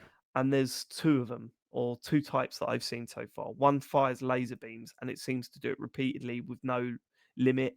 It overheats and flies onto your backpack and stays on there to regenerate, and then it comes back out again when it's But then it ready. will and just kind of starts- protect you to fire against nearby yeah, enemies. yeah. So it's a good way of getting rid of the smaller bugs or smaller enemies that are coming towards you. It sort of thins them out so you can Mm. focus on the bigger enemies. There's another one that fires bullets, and that the problem with that is that it can stay afloat longer than the laser one, but you need ammo for it. So once it's out of ammo, you're done until you pick up more ammo, right? So I had the opportunity to try them both out. So when I was this is bad. I shouldn't have done this because it's bad etiquette, right? But when I was playing with randoms, one of them had a guard dog, died, so I picked up his guard dog, and it was mine for a bit, right? And you could Okay. tell that they were I pretty mean, that's pissed good off. you can do that. It's good it has the flexibility to be able to do that. It is good you can do that, but someone did it to me. I think it was Chris. Someone did it to Of course it me, was. and when I landed, of course my guard dog's on a cooldown, so he's just got my ability now. He's just got it, and But I was like, can you drop it for you to pick up no, if I don't think he can actually. only on death? Can you? Yeah, Does it only drop? on death. So I was very close to shooting him and nicking him back. To be honest, which by the way, John's done to me. Like he'll listen to this and he'll get angry about it. But he walked into one of my turrets, and I'll be honest with you, I accidentally picked up his samples, which is a Oh, collectible that you okay. can get in the Yeah, well, I game. think I'm seeing John's side of the story now. Okay. Well, he did walk into my turret because he went, "You killed me and nicked my." I said, "I didn't kill you. You walked into my turret, didn't you, John?" You walked anyway, into my bullet. So anyway, he killed me and nicked all of my samples back. Right, so he got Right. all of my samples as well. So I nicked them back, and then just as the extraction would come in, I could see what he was doing. He turned around, shot me, left me dead on the planet, and nicked all my stuff. It wasn't until the Great next day work, that John. we found out that samples are shared amongst teams, no matter who's carrying them. So all Oh, that okay. drama was for nothing. But So you still got your share. Okay. well, I still got my share. It was fine. It was fine. I don't like. It's funny. John was telling me there was an interview with the developers recently, and they were saying, "Look, we've got loads of stuff planned. Like we've got some really big stuff planned, but we've had to sideline it for a bit because the game's fucked." Yeah, all the And server stuff. Yeah. yeah, but the game seems to be stable now. Yeah, I think they increased it to 750,000 was like the number they put on the weekend, and it said no issues at all. So now they can now start working on the other bits. Well, this is it, and this is what stopped me saying, "Oh, is gaming shit now?" Because this game's come out, and it's clearly like this feels so good. It feels so good, and it's been a long time since I've sat there going, I cannot wait to get home and put that game on. I cannot wait to play Yeah. more Helldivers, and I am fully there with this. It's I'm so really gutted or good. not. I'm missing out. Not just because it looks fun, but just like everyone's talking about it in videos everywhere, all the discourse. You know, you lot are having lots of fun with it. Yeah, it looks absolutely brilliant. Why are you missing out? Because I can't do much with my left hand. But you're willing to play Final Fantasy next week? Well, I haven't checked whether I can, but yeah, I'm obviously really pumped for that. Hmm. But it's not one or the other. I'm just saying, like, I haven't played a game and it, you know, I haven't got a lot of strength in my fingers. But if I can play that, I can play Helldivers for sure. It's a joke how good that game is. Like it really is. I can't wait to play more of it. I'm starting to understand the system. Some of the I don't quite get what they're doing with the battle pass stuff. Yeah, I was going to ask about that. So in terms of progression, like what is it every time you play, are you unlocking new There things? are different things that you can collect in a mission, and there are different rewards at the end of a mission. And one of the rewards is medals, and you build up medals, and you can spend them in 2 shops. One is a free shop, and one's a premium shop. The problem is the medals they work the same for both, so it kind of feels like why would I spend them on the free shop if I've got the premium shop unlocked? But also the premium shop, everything on it is way more expensive than the free shop. So you're All kind right. of going, But then the things are better. I guess, but not really. I don't see like a massive difference. Like there are still weapons to unlock in the free one, and it feels like, well, which ones should I concentrate on? It's weird. It's a bit bizarre. I haven't fully wrapped my head around that side of the game yet, but all I know is that the next chance I get, I'm going to be going onto someone else's ship and then stepping on that little hell diver pod thing and then flying down to a planet and playing it for the next 3 hours. It's also one of those games where you ever play those games where it's so intense that you realize you've not blinked for about 40 minutes and Yeah, I your do a eyes are lot. streaming. And then get headaches. Yeah. I don't do the headache bit, but my word. What a game. Helldivers 2 is an absolute must. And we were saying, I bet they're regretting it for releasing it at 35 quid because it doesn't feel like a cheap game. Yeah, but then maybe that's also why it's a part of the reason why it's been so popular. If it's 70, it's a bit like, you know. I think you're right. I think that is part of the reason of this success because it's seen as a reasonably priced game. And I wonder a budget game these days. Yeah. Yeah, and I wonder if anyone takes note of that. I wonder if we see more of that. I think it works with certain type of games, particularly multiplayer games. But you know, people know, you know, like the Sonys of this world will always be charging 70 for like this big single player. Yeah. Well, this is a Sony Studios game, isn't it? It is, yeah. It's their first live service game. Like people were saying, what's it gonna be like? Well, we're kind of finding out what it's like if the rest of the games are of this caliber. A massive success. It turns out. Do you know what I mean? Like, yeah, it's easy. Yeah, no, I would. Yeah, of course they're not going to release The Last of Us Part 3 for 35 quid because Helldivers did well. That would be crazy. However, it does show you that you can release a game. Helldivers is obviously a sequel, but when you see the original, it's nothing like the sequel. Like this is a very different game. So it does feel like a new game altogether. I think people should take notice of this because it is I think it is important for its success. Oh, I do. I mean, like, you know, people are constantly learning about what works, what doesn't work, whether it's like, you know, a freemium game with paid DLC or, you know, a small upfront cost, but cheaper things in game. You know, there's constant kind of assessment about what works and what doesn't work. And this is just another data point of, hang on, multiplayer game, releasing it for slightly less or, you know, maybe considerably less than other games of its ilk. Maybe that works as well, you know, because they could have done this as a free-to-play game and had loads of like paid DLC. So is there like paid DLC cosmetics as well in game or not? Yes, there is. Yeah. Yeah, but then you can unlock the currency.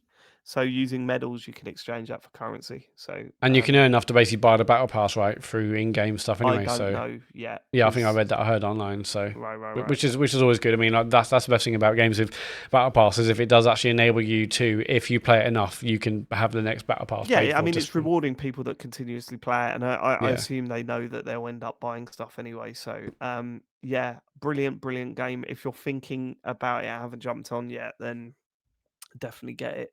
It's mad. It's not on Xbox, but I get it. But how do you mean? Well, it's just like this game is so successful. Yeah, obviously not. I don't think everyone realizes it's like a Sony Studios game because it's not as advertised as, you know, it's not as obvious. I don't think from the outset. It's, oh, why is this multi-platform? But then it's only when you realize, oh yeah, obviously it's not going to be. But yeah, it's a big old success. Yeah, you just go on. Sorry, no, what were you saying? I was just going to change the subject actually completely. Yeah, because it's I think it's only published by Sony. Yeah, it's published by Sony Interactive Entertainment. Yeah, it's published by them. By Arrowhead Game Studios. Yeah. Well, my word, that is a good game. So yeah. On your subject of you know, is gaming rubbish, etc. Like, do you think is it because we know too much these days? No, it's not. It's because I think we've had really hectic lives over the past couple of years, and actually, when I get the chance to sit down and actually play a game that I'm enjoying, you go, oh no, it's not rubbish. It's brilliant. Yeah, that's obviously a big part of it, you know. And as we all grow up, you know, lives change, etc., which makes, you know, they're similar to someone else playing a game a little bit different. I get that, but do you also think there's like a certain part of the magic has been removed because we maybe go into the detail of like the frame rates and the No, I this, that, and the genuinely other? don't. You I don't think that genuinely don't. affects it? No, I think I can look at a game and enjoy it for what it is. I don't really care about, not to that point. I don't look at the stuff like that. Once I've got it set to whatever it's going to be, I can sit and enjoy it. You know what I mean? Like it's Mm. got nothing to do with that for me. For me, it just feels like I needed something fresh, and there's trends in video games that things go through um, that sometimes don't click with me. And then when the trend is that sort of stuff, then I go, oh, I kind of like I do miss the walking simulator phase because I really liked those games. Now I Yeah, me understand why a too. lot of That's people great. didn't, but I did like those games, and you don't see them much anymore. Um, and if I feel like the industry is moving away from those short narrative, moral choice games, they seem to be becoming less frequent, and they're one of my favorites to play. So, and if you're arguing, but they're not games, fine, okay. If you want to say that, then whatever. I just like playing those sort of things. Well, I think all trends go around and come around, but I think that was certainly a thing. But I'm not sure that was necessarily the trend. I mean, like the trend just seems to have navigated between what the big multiplayer game is of its time. We had like local multiplayer, and we like fast forward, we had things like we had I guess like real time strategy multiplayer, and then even more recent we've got battle royale, extraction shooters, we've got all sorts of stuff. And I'm sure, but like the walking simulator, I'm sure will come back. The narrative game, which involved more choices, I think that was probably partly affected with the things like Telltale Games going. Like Yeah, I they mean were that's such a big part of it, and proponent of that, and obviously if they're not they're even selling going like, well. oh shit, and like also, not over reliance, but like over just like there's so many licensed games, like the Batman game, the Game of Thrones game. It's like obviously we had Walking Dead. We had so many in such a short space of time that it feels like it's overwhelming, and It's Telltale oversaturated. Games, yeah, it wasn't too good for them. But I tell you what, I love that stuff. I bought a bit of hardware as well this week. Ooh, Because I got my headset out that I use for my PS4, which is a Turtle Beach thing, and it was in the right state because Harry's been using it for his laptop, so it is like oh, okay, absolutely in pieces. And I went, I can't use this, and the cable wasn't working properly, so it was kept cutting out. So I ordered the Pulse headset because that was on offer. okay. Uh, that's an interesting bit of kit. I mean, it's exactly what James said. James is absolutely right. It's fine. It sounds like the audio sounds fine. I'm very surprised by the microphone because there isn't a microphone in front of your mouth. The Okay. microphones are in the earpiece itself. And the reviews that I watched, they were like, yeah, the microphone sounds like you're ages away from the mic. It's really bad. And it's not. I don't know. Maybe they've changed things with software since it launched. But John Have and you got I, the more? There was a new version of the Pulse headset. Have you got no, the older because one? that was it. Because I looked at it. So this was 75 quid, Right. and the new version was 125 quid. And I was like, I'm not paying £50 more. I'm just not paying £50 more. That is madness. Mm. Um, but honestly, whoever designed the controls on that thing is absolutely insane. It makes absolutely no sense. Oh, You really? can How so? How so? So they're all just like tiny buttons around the edge of the earpiece. So on the Microsoft one, you twist the whole earpiece. One volume's on one side and chat mixes on the other. That's it. Mm. You've got a little button by the microphone that mutes the microphone. That's all you need. It works really well. On the Pulse headset, they're like it's not a slider. It's two buttons for up and down on the chat mix, two buttons up and down for the volume, a button for the mute microphone, and in between all of these buttons, they're the microphone holes. So when you're trying to change the thing, all of a sudden you're hearing like a thumb, You mean like? brush them. Yeah, it's Yeah. it's like it's worse than that. It's that weird. Oh yeah, Like yeah. it's like with that Like weird air sort of going in and out. Yeah. yes, like air going in and out. That's exactly what it sounds like, Matt. And I just thought, fuck me. This is it says John said on the box it says on the box it says easy access controls. It's like there's nothing easy access Yeah. about this These at headsets all. will ask you to memorize, all the buttons. It's like, Yeah. yeah. Yeah, it is mad. And apparently they didn't even like so when you press the buttons now, it comes up on the screen to show you the volume and shows you the chat mix setting. And apparently it didn't do that at launch. So Oh, really? it's literally just guesswork as you're pressing the button at that point. Love So, that. but So yeah. so you prefer it to your old one, or it's just like it's fine, it'll do a job? Like the old one was a really good headset, but it was just fucked at that point. This one, it's decent enough for that price. I think if you're looking for a chat headset, then it's probably the go-to one. And I was really surprised that you needed a USB dongle for it to work. The Doesn't it come with PlayStation it? 5 headset. No, it comes with it, but Okay. like the Microsoft one, you just turn the headset on, it connects to the Xbox, job done. Whereas this, you have to plug the USB Yeah, that dongle is. into the PS5, and you just think surely there's some sort of way. Apparently, you don't need to do that for the £125 one. Oh So yeah. there is a way of doing it.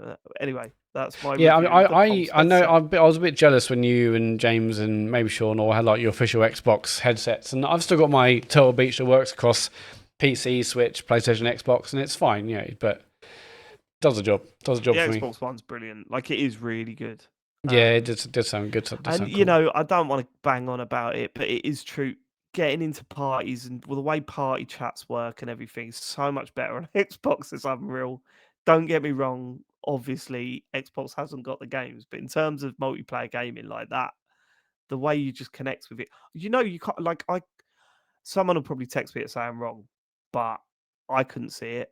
So when we're on Xbox, if all my mates are on in a party, you press their name and say join party. That's it. It Hmm. doesn't look like you can do that on PlayStation. So I had Surely to you sort of can. message John to say, "Can you send me an invite, please?" And he was, and then he sent Yeah, me an actually, I saw invite. the message come through the other day, and I was like, "Why would you do that? Why not just join?" I mean, I didn't know what you were playing, but I saw your message. I was like, "Well, you never do that. You just join a party." So Yeah, I hadn't thought you were on PlayStation. so weird. Sure, yeah, that must be user error. Sure, that setting has to be there where you can Okay, just well join we'll a find party. out. We'll find out. If you've got two friends in a party chat on PlayStation, can you just join them? And if you can, that's uh one notch down from the friends list. Someone in chat saying one notch down from the friends list. There's a list of parties. Yeah, but they're the parties you were in previously. So if they set up a party between two of them, then you can't just join that party unless they've joined the old party with three of us in it, right? I think that's how it Oh, works. right. So if there's a party you've been in before, you can get back into it. But if it's a new one, That's VIP. my understanding. But it But really, it just blows my mind. that Anyway, feels like that can't be the case. But all right, maybe okay. not. Maybe not. We'll see. We will see indeed. That's what we've been planning this week. Should we get on to questions? Yes, if you want to send us a question, go to tcgs.co/dear TCGS. Major PDD has messaged, now that Tamor is managing editor, will we ever be a special guest again? I'd love to have some more back. Well, It's I mean, been I saw his ages, message isn't and I thought, let's reframe it. Now that TCGS is an independent podcast awards nominee, will we invite Tamor back on? I think is kind The of how answer's you want yes, to frame I'd love that. to have Tamor back on. Yeah, I miss him actually. I've not spoken to Tamor for ages. We should try and get him back on, but I don't know. It's No, too Hollywood for us now. he is too Hollywood for us now. He's Yeah, on between like the Giant Bomb Bomb and all and that. Giant Bomb, kind of funny. GameSpot, he doesn't Makes me need sick, us. to be honest with you. And not once does he turn around and say, "You should listen to the computer game show." That's Yeah, not really once good. has he worn a TCGS t-shirt on Kind of Funny, and it was like, oh, this. Forget the t-shirt, mate. Just say, "Hey, who's the ones from Blessing, isn't it? Hey, Blessing is on there. You should absolutely, honestly, when I first heard that, I thought they were just a really religious podcast. Like I didn't know there was a guy called They say Blessing's name constantly on the show as well. It's a So great name. oh, and yeah, I've been playing that game Blessing, and and I was like, what is going on here? Is there some sort of religious thing going on? What on earth is happening? It's just someone's name, David. It's just someone's name, isn't it? Yeah, we'd love to have Tamor on, but well, maybe we should reach out, actually. We can't even say to ignore their messages. We haven't sent any messages for him to ignore. Yeah, we'll do that. We'll reach out again. Good point. Thank you, Major PDD. Taylor T-Towel. No, but yeah, T-Towel. Dear TCGS and News Goblin Farley, who's not here. I'm the listener who has had David rumbled for the last few weeks by my PlayStation versus Xbox comment. It was not my intention to live rent-free in David's head, so I wanted to pay you back by joining the Patreon and submitting a question. Almost everyone on the pod has had their own villain arc. At one stage, Matt wanted to fight John Denton. Yep. Dave had so much bad feedback he had to give a full and frank apology, and James is currently going through a period of not giving a flying you-know-what about the listener. That's been there since day one, Taylor. That's not an arc. That's not been a phase. Consistent line. If it's an arc, it's a flat line. So my question is this. If Sean were to have a villain arc, what would it look like? Or is he too pure of heart for that to ever happen? I personally think he has a darkness deep within him that's just waiting to get out and tear some poor indie developers a new one. Cheers from Taylor T-Tail. Yeah, I think that's right. I reckon he just really starts laying into video into like independent gaming, and he becomes a full COD bro. That's what Yeah, I can best see. not to let that monster out of the lamp or whatever the saying is. got it in him. You can't put it back in. You know, you can see it in someone's eyes. You could go, no, that's what it'll be. That's what it'll be. He will get really sort of like his ego at a live show will go off the charts, and he'd start demanding stuff and not coming out from backstage. Would and it be all that like sort of Tom Cruise or Christian Bale kind of kicking off at staff? shit. Like, you don't understand. You know? Shouting at the staff in the Yeah, Polka Theatre in Wimbledon. yeah. Do you know who we are? Do you know? Yeah, I can see that happening. Yeah, I can see Yeah. the fame going to his head. 100%.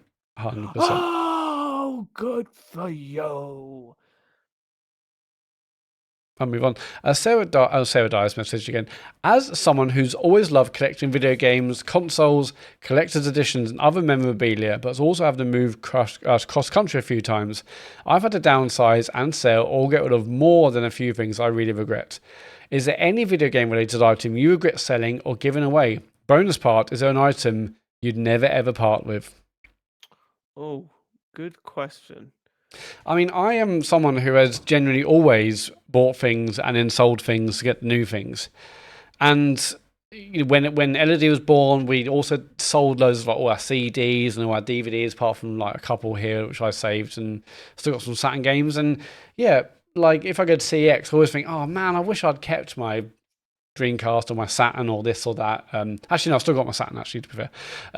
I wish I'd kept everything. But then I know also I won't be using them all the time, and they'll just collect dust. And it's like I look back on it thinking, oh man, but I know I wouldn't have them out, and I know I'll be like, this stuff's just in the way. And if I kept everything, then I'll need about 10 houses to keep all the stuff. So do I have regrets? Yeah. And do I sometimes long for that stuff and wish I hadn't, and wish it was all kind of set up and ready to go and play everything? Yeah, but I know I wouldn't. I've got one. There's a story behind it as well. I had, one of my favorite games of all time, without a shadow of a doubt, is a game called Uendan, or shortened to it. Was Yeah. it? It's what was it? Osu. Osu Teteke Uendan. Yeah. Right, which is a Japanese rhythm action game for the DS. Right. Mm-hmm. It's brilliant. Like, it's incredible. They tried to turn it into Elite Beat Agents. It wasn't as good. Yeah, the There US was- version. Yeah. not as Basically, good. the idea was you were doing cheerlead, not like the Uendam were cheerleaders, and there were levels where like a guy was on a train and he really needed his shit, and you had to cheer him on to make sure he doesn't shit himself on the train. And the music was absolutely incredible. It's just the best. Yeah, and absolutely amazing. Like, we all imported that, didn't we? We had did. to. We all imported it. Yeah, we had to. Yeah. And that last level, oh my god, it's just so good. You could never play it again. It only worked on the light. You couldn't do it on a current, like a modern day touchscreen, because that's not how it had one. I can't remember the names of the different types of touchscreen, but the DS had the Capacitive? Was it? something like that. It had the sort of layer of plastic over the top that you had to push down, and that's how it worked out. Where you And go. playing that Anyway, with a stylus was just so good. It Yeah, was the the songs best. were so catchy, and oh man, do you ever know what happened to my copy? up your bum? I didn't go up, but not this Oh, one. that was one of the few it Resistive, didn't. That's it, resistive. Everyone's saying it's resistive. Oh, okay. touchscreen. Oh, fuck you, chat. So, Ian Lee was on Virgin. I can't remember if it was Virgin Radio or Absolute at the time because he was there when it changed over, and we were on Joypod, and he was running a competition. Send me stuff and I'll give it away as prizes to other listeners. Right, that was his thing. Oh, if you send us something, I'll give it away as a prize to another listener. And I thought, hey, because I know I'm actually in love like Japanese stuff. I was like, right, this will get us on the radio. And I'm gonna say everyone from the Joypod podcast. Here we go. So I sent it over to him, and he opened it up on air, and he said, "Oh, this is from the guys from the Joypod podcast." I was like, "Yes, we've got a mention," and he gave it away to another listener. He said, this looks like a really cool game. It's all in Japanese. He gave it away to a listener, and then it hit me. I don't have a Wendan anymore. And I No. couldn't get a copy after that. And I was like, fuck, I've lost a Wendan now. That was stupid. For what? And then I checked the listening figures. They didn't go up. They didn't go up. No. We didn't get No. more listeners out of that. It was an absolute waste of time. And I lost my copy of a Wendan. Oh So man, what a game though. it was the best. It was the absolute best. I remember me and James like completing it on the same night and then ringing each other afterwards saying, "Oh, fucking done it! I've done it." Yeah, that's the. I wish I never got rid of that. Just to even have it on the wall, or just to have a copy that I can go, "Oh yeah, there was that game and it was one of the best." I've just looked at it on eBay and yeah, there's a sequel as well. Fucking I didn't realise Yeah, that. there was. Yeah, it wasn't as good. I remember that. I played yeah. that on an R4 card. The sequel though. On it's in anywhere between 35 quid and 60 quid online on eBay. Maybe I think I've still got a DS Lite somewhere. Maybe I'll just order it so I can play You it can again. get both of them for 82, that and a sequel. I'm not Oh, playing I'd love 82 to hear the quid. music again. sequel I guess I wasn't could that just look good. on YouTube, which is probably where it Okay. lives. All right, next question. Wait, is there an item you never ever part with, David? That's the bonus part. No. I mean, I've still got. I mean, I sold most things, but I still have Fighters Megamix on Saturn, Sega Rally, one other one. Still got that, my copy of Zelda Breath of the Wild, like on my wall. Because that. Oh. I've got that on my wall. So still got that brace in case of emergency. Just like smash it up. I just got a nail and nailed it to my wall. It was. Yeah. Weird. Okay, Andrew from Canada. When speaking to GameFile, Phil Spencer claims Xbox is supportive of physical media and that their strategy does not hinge on people moving all digital. However, in the same interview, he says that a majority of customers are buying games digitally and mentioned how costly physical media drives are becoming. Phil's vague statement, along with trends in the overall games industry, got me thinking, should I sell off my physical game collection and use the funds to purchase the games I play the most digitally? It's a depressing thought, as I've built up quite the collection over the years, but it appears I'll have a better chance of carrying over my digital library in future generations over my physical one. In the hopes of getting the most bang for my buck going forward into the future, I have to ask, do you think this is a sound idea? Love the show as always. Greeting again from the Great White North, your Canadian counterpart, from Andrew from Canada. I think the right answer is to do whatever makes you feel happier. I mean, seriously, if you like looking at those, if you were to trade all of your physical games in and buy them all digitally, you got to ask yourself, are you going to play those games now that you've got them digitally? Or are you just more in for just looking at all of those games every now and then and just going, or do you not care about those games and they're cluttering your place up? If you don't care about the games, you're cluttering the place up. Sell them, get rid of them. Like they don't mean anything. It's fine. Get rid of those physical games. However, if you stand there and look at them someday and go, oh, "I'm proud of that. I really like that collection," then keep them. Don't worry about the digital ones because you're probably not going to play them anyway. Do you know what I mean? But I guess this is like if he ever wants the opportunity to play them, then the best way of doing that will be through a digital version. That at a later date if you want to. There's no reason why you can't like just go, I really want to play that game. I will buy that game digitally later on. I mean, that's why I put this in straight after Sarah's one because there probably will be regrets in the future. Like, oh man, look at my amazing collection. But I don't think it's about trying to second guess, saying, no, if I do this now, I'll have them and I'll play them in the future because we don't know what will happen. I mean, like there might be a bit where actually sometimes there is a bit of cut off and certain games are delicensed or removed from stores for this, that, and other reason. And you might think you're trying to beat the system or get ahead of it by You're not buying going to everything. beat the system, Andrew from Canada. You Yeah, will not why? beat the system. Stop trying to beat a system, Andrew. Just Yeah, enjoy your just physical be a games. good citizen. Yeah. I mean, I will. I Back to work. mean, I don't know what he's got collection wise, but I'm going to assume any kind of sizable, half decent physical game collection probably worth way more than digital anyway. I tell you what, I'm going to assume all the Leisure Suit Larrys, 100%. BMX XXX. Lola 3D. I beg your pardon. Lola 3D. I think that's the one like that. One like what, Matt? A sexy game, David. Lola 3D. I've never heard of Oh my it. god! I probably should have opened my mouth because that's probably. Is it a thing? Is this incognito tab search time? Yeah, it's Lula 3D. Lula 3D. Okay. And Right. it's an adult adventure video game developer. I've never heard of this, Matt. No, neither have I. I just made up. Platforms, Microsoft Windows. That's all you. Wow. Okay. Anyway, I'm thinking stream. Heard. Yeah, Oh, no. God, James streaming this would be the one. It got right. Okay, I've got review scores here. Adventure Gamers gave it 1.5 stars. Eurogamer gave it 2 out of what 10. 2? PC Format gave it 55%, whereas PC Gamer UK gave it 7%. Oh my god! I don't remember the artwork. Do you remember the artwork? I don't think I do. But and Lula 3D. Holy I've never hell! heard of this. Whoa! I didn't realize it looks like an open world adventure game on that according to his IGN picture. Yeah, this is bookmarks. It's got James Farley written all over. No, I just went into my Lula 3D folder. This has got James Farley written all over it.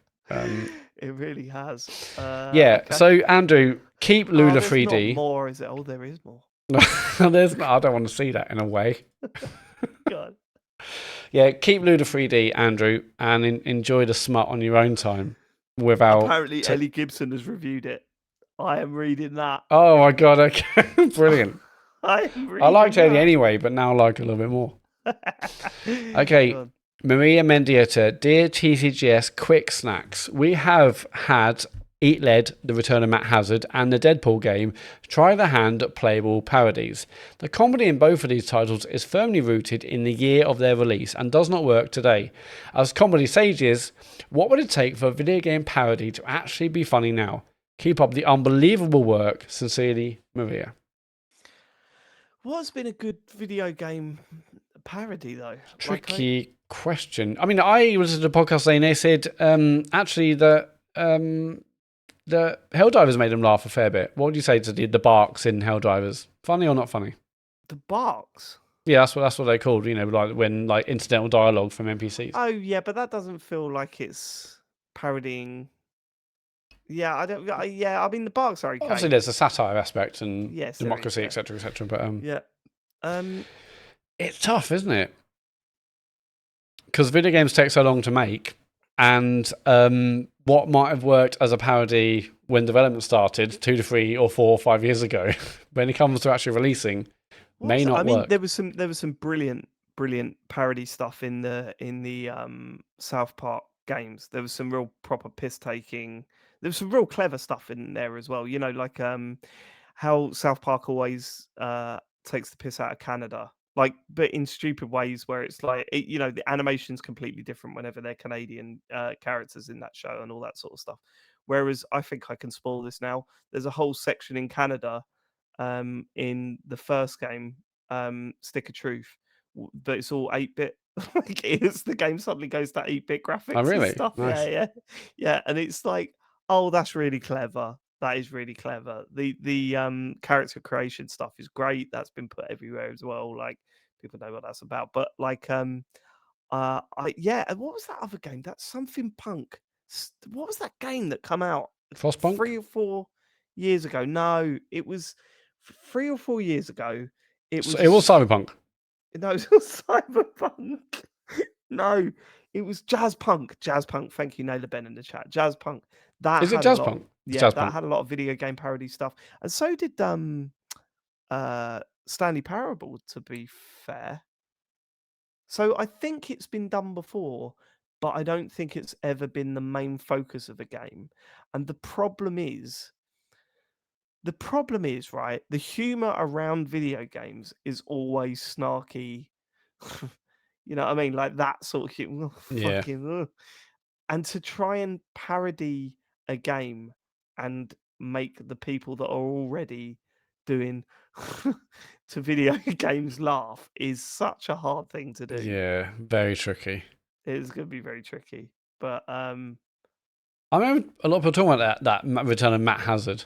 That feels like forever ago now. I mean, it was forever ago, but was it? I don't even remember that. you don't remember that? Matt Hazard. No.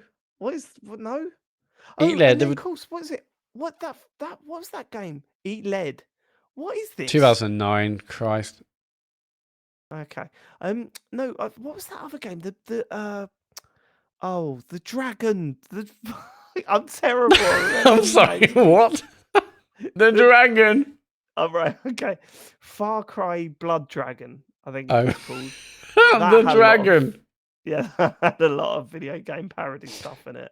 Yeah. It's funny, isn't it? I think what makes a good one, something making a point about video games that I think hits home, which is increasingly hard to do now that everyone's a fucking critic. Do you know what I mean? It's difficult. Yeah, Like it's- it's the same reason that the scary movie films aren't like out anymore. Do you know what I mean? Yeah, the first one was or- alright. In the first day. one was, but they can't do that anymore because No. everyone's kind of like, that's the basis of humor on the internet these days. So like all the stuff that's being said and taken the piss out of has been taken the piss out of by someone on Twitter. But Do I'm you know not. what I So mean? I'm not so sure. I believe it. I mean, surely if it's done, like it's like you say, you can't do like satire these days because the world's mad enough as it is. But I feel like again, with the right people, you can do it. It's just that no one's decided to take the risk and It is a and big do it risk. themselves. It's going to be so hard to do, but I don't think it's beyond doing. It's just no, you're not probably the right. right time. You're probably right. Yeah. We're going to end with Clark. Each time we dive in Helldivers now, our little band of militants hum the launch theme over Discord as the pods shoot down to the planet, which got me thinking, what's a little jingle that gets you pumped for a group session in gaming? The old one, or an old one, was the Final Fantasy VII battle theme. Used to power me up every time it kicked in. Cheers and keep up the great poddery from Clark. Yeah, that music, when you get into your pods or whatever it's called, that is so fucking good. It really is good. Look, you cannot beat the Halo theme tune for this though. I mean, all right, recent games haven't been that good. Yeah, I was going to but say, when Halo started going all like weird electric guitars, it kind of lost a little bit for me. But no, it's like yeah. Also, I was thinking, fuck me, the 007 Goldeneye music on the N64. It's like, are you kidding me? Yeah, This I mean, is- obviously, there's like the TikTok and stuff that went viral of like that dude say, "Hey, I'm just need you to make some pause music, for Nintendo, the pause for music's Gold." great. Yeah, But I'm thinking facility when you're in that vent the first time and then you're hearing that do do and you're like, holy crap, this is on. yeah, but the pause music goes rather hard, considering it's just for the pause menu. Just looking at your watch. I will say, game- like, the Final Fantasy VII battle theme. I mean, as someone who's only, in recent years played that, that music is incredible. And there's another person on TikTok or Instagram where they mash. They're like the idea, the skit, the scene is that they're like a wedding DJ and they're like, a wedding, but also you love Final Fantasy, and then they like mash the Final Fantasy VII battle theme with some other song. And it's like, oh god, this works so incredibly well. That's a bloody great one. Also, the goal music for when we play FIFA, that always gets me going. It's someone. I mean, which one? That That one is good, yeah. Oh, wait, you see us all doing like the little dances, and then my character points at someone in the crowd. It's great. Love that. I used to remember, like, I didn't play much of it, but like Apex Legends, like, I'm fairly sure like the music that that's really kicks good, in when at the you, start, that was good. That was really good. that is good. There is one more. I want to see if you recognize this. What game this is from? Hold on, because when we were playing this the other night, I was like, "Holy shit! I cannot." No, this isn't it. This is this. That's on Switch. thing. Switch Direct. Nintendo Direct. Oh, here we go. This one. Ready? Oh, this is it. This is an advert. That is an advert. That one. So I that think is that's a going to shame. happen now. No, that is what more adverts? Is it No, I just- thought You're going to play that song you played in the car to Harry. Brush your teeth. You predictable son of... Brush your teeth. Comb your hair. Have an apple or a pear. See, It just all reminds I'm me of, doing is like... putting that in other people's heads because it's been in mine all week now. That just reminds me. The voice isn't in... It's a bit similar. It's like the 5'7" song. 5'7". You know. No, that's not the same. No. Like, the voice kind of reminds me of it. They absolutely, you could not be further from the truth. I know. Both catchy songs. Let's admit that. That's it for... my life. Yeah. Oh, I'm gonna play it after this. Anyway, that's it for questions. Let's get on socials, shall we, Matt? Matt. It's hard to know what we're doing with streams because them two aren't here. But let's assume no streams. Very unlikely for Sean. I guess if James gets out of his sick bed, then maybe he'll stream Dark Souls 3. We got Sonic versus Zonic, mate. I'll come back to that. This is just the Twitch stuff. Anyway, so best assume no streams, but if there was one, just go twitch.tv/TCGSco, follow us. Maybe there'll be a James one on Friday, maybe one for Sean on Thursday. We'll know. Actually, we'll never know until you go there and live and watch it. But on Patreon, we're on patreon.com/TCGS. If you're listening to us on Wednesday night, the day this podcast goes out, we are doing Sonic versus Zonic, a choose your own adventure book with hopefully all four of us if the other two decide to turn up. If you're a Patreon at the $8.50 and above tier, there'll be an email going out tomorrow. It'll be out by the time you listen to this, explaining how to watch it live and get involved in the fun. Also, if you want to support what we do over there, there's exclusive monthly podcasts. There, you can be a Full Nels member. You can just give us some money because you think we're great. We really do appreciate everything you do for us over there. And the website is tcgs.co for links to our amazing Discord community, which is growing every day. It's amazing seeing new people join it every day. So thanks for those of you who are part of it. And if you haven't joined yet, go over to our website or go to tcgs.co/Discord for a link to our amazing Discord community. Also, our socials are there and all the other bits. Thanks so much for living it. We hope you have a fantastic week and we'll catch you next week for more video game chit chat. Goodbye. Wow, AI really has taken our jobs. Goodbye. I will say one thing. I don't have like a closing thing. So See you later, everyone. Yeah, bye. No, this is a good opportunity to say thank you to everyone who subscribed. Like Tri-State, you donated 25 subs. Yes, thank you, Tri-State. Absolutely incredible. Thank you. Support. Chris Span, Span87, we don't know. It could be another Span, but Span87, thank you for your sub. Spicy Mocha, Hazelio, Amby on Twitch, Louis P. Thank you for all the subs tonight. Thank you for all the comments and everything. And we're going to go now. We'll see you later. See you later. Bye, everyone. Bye.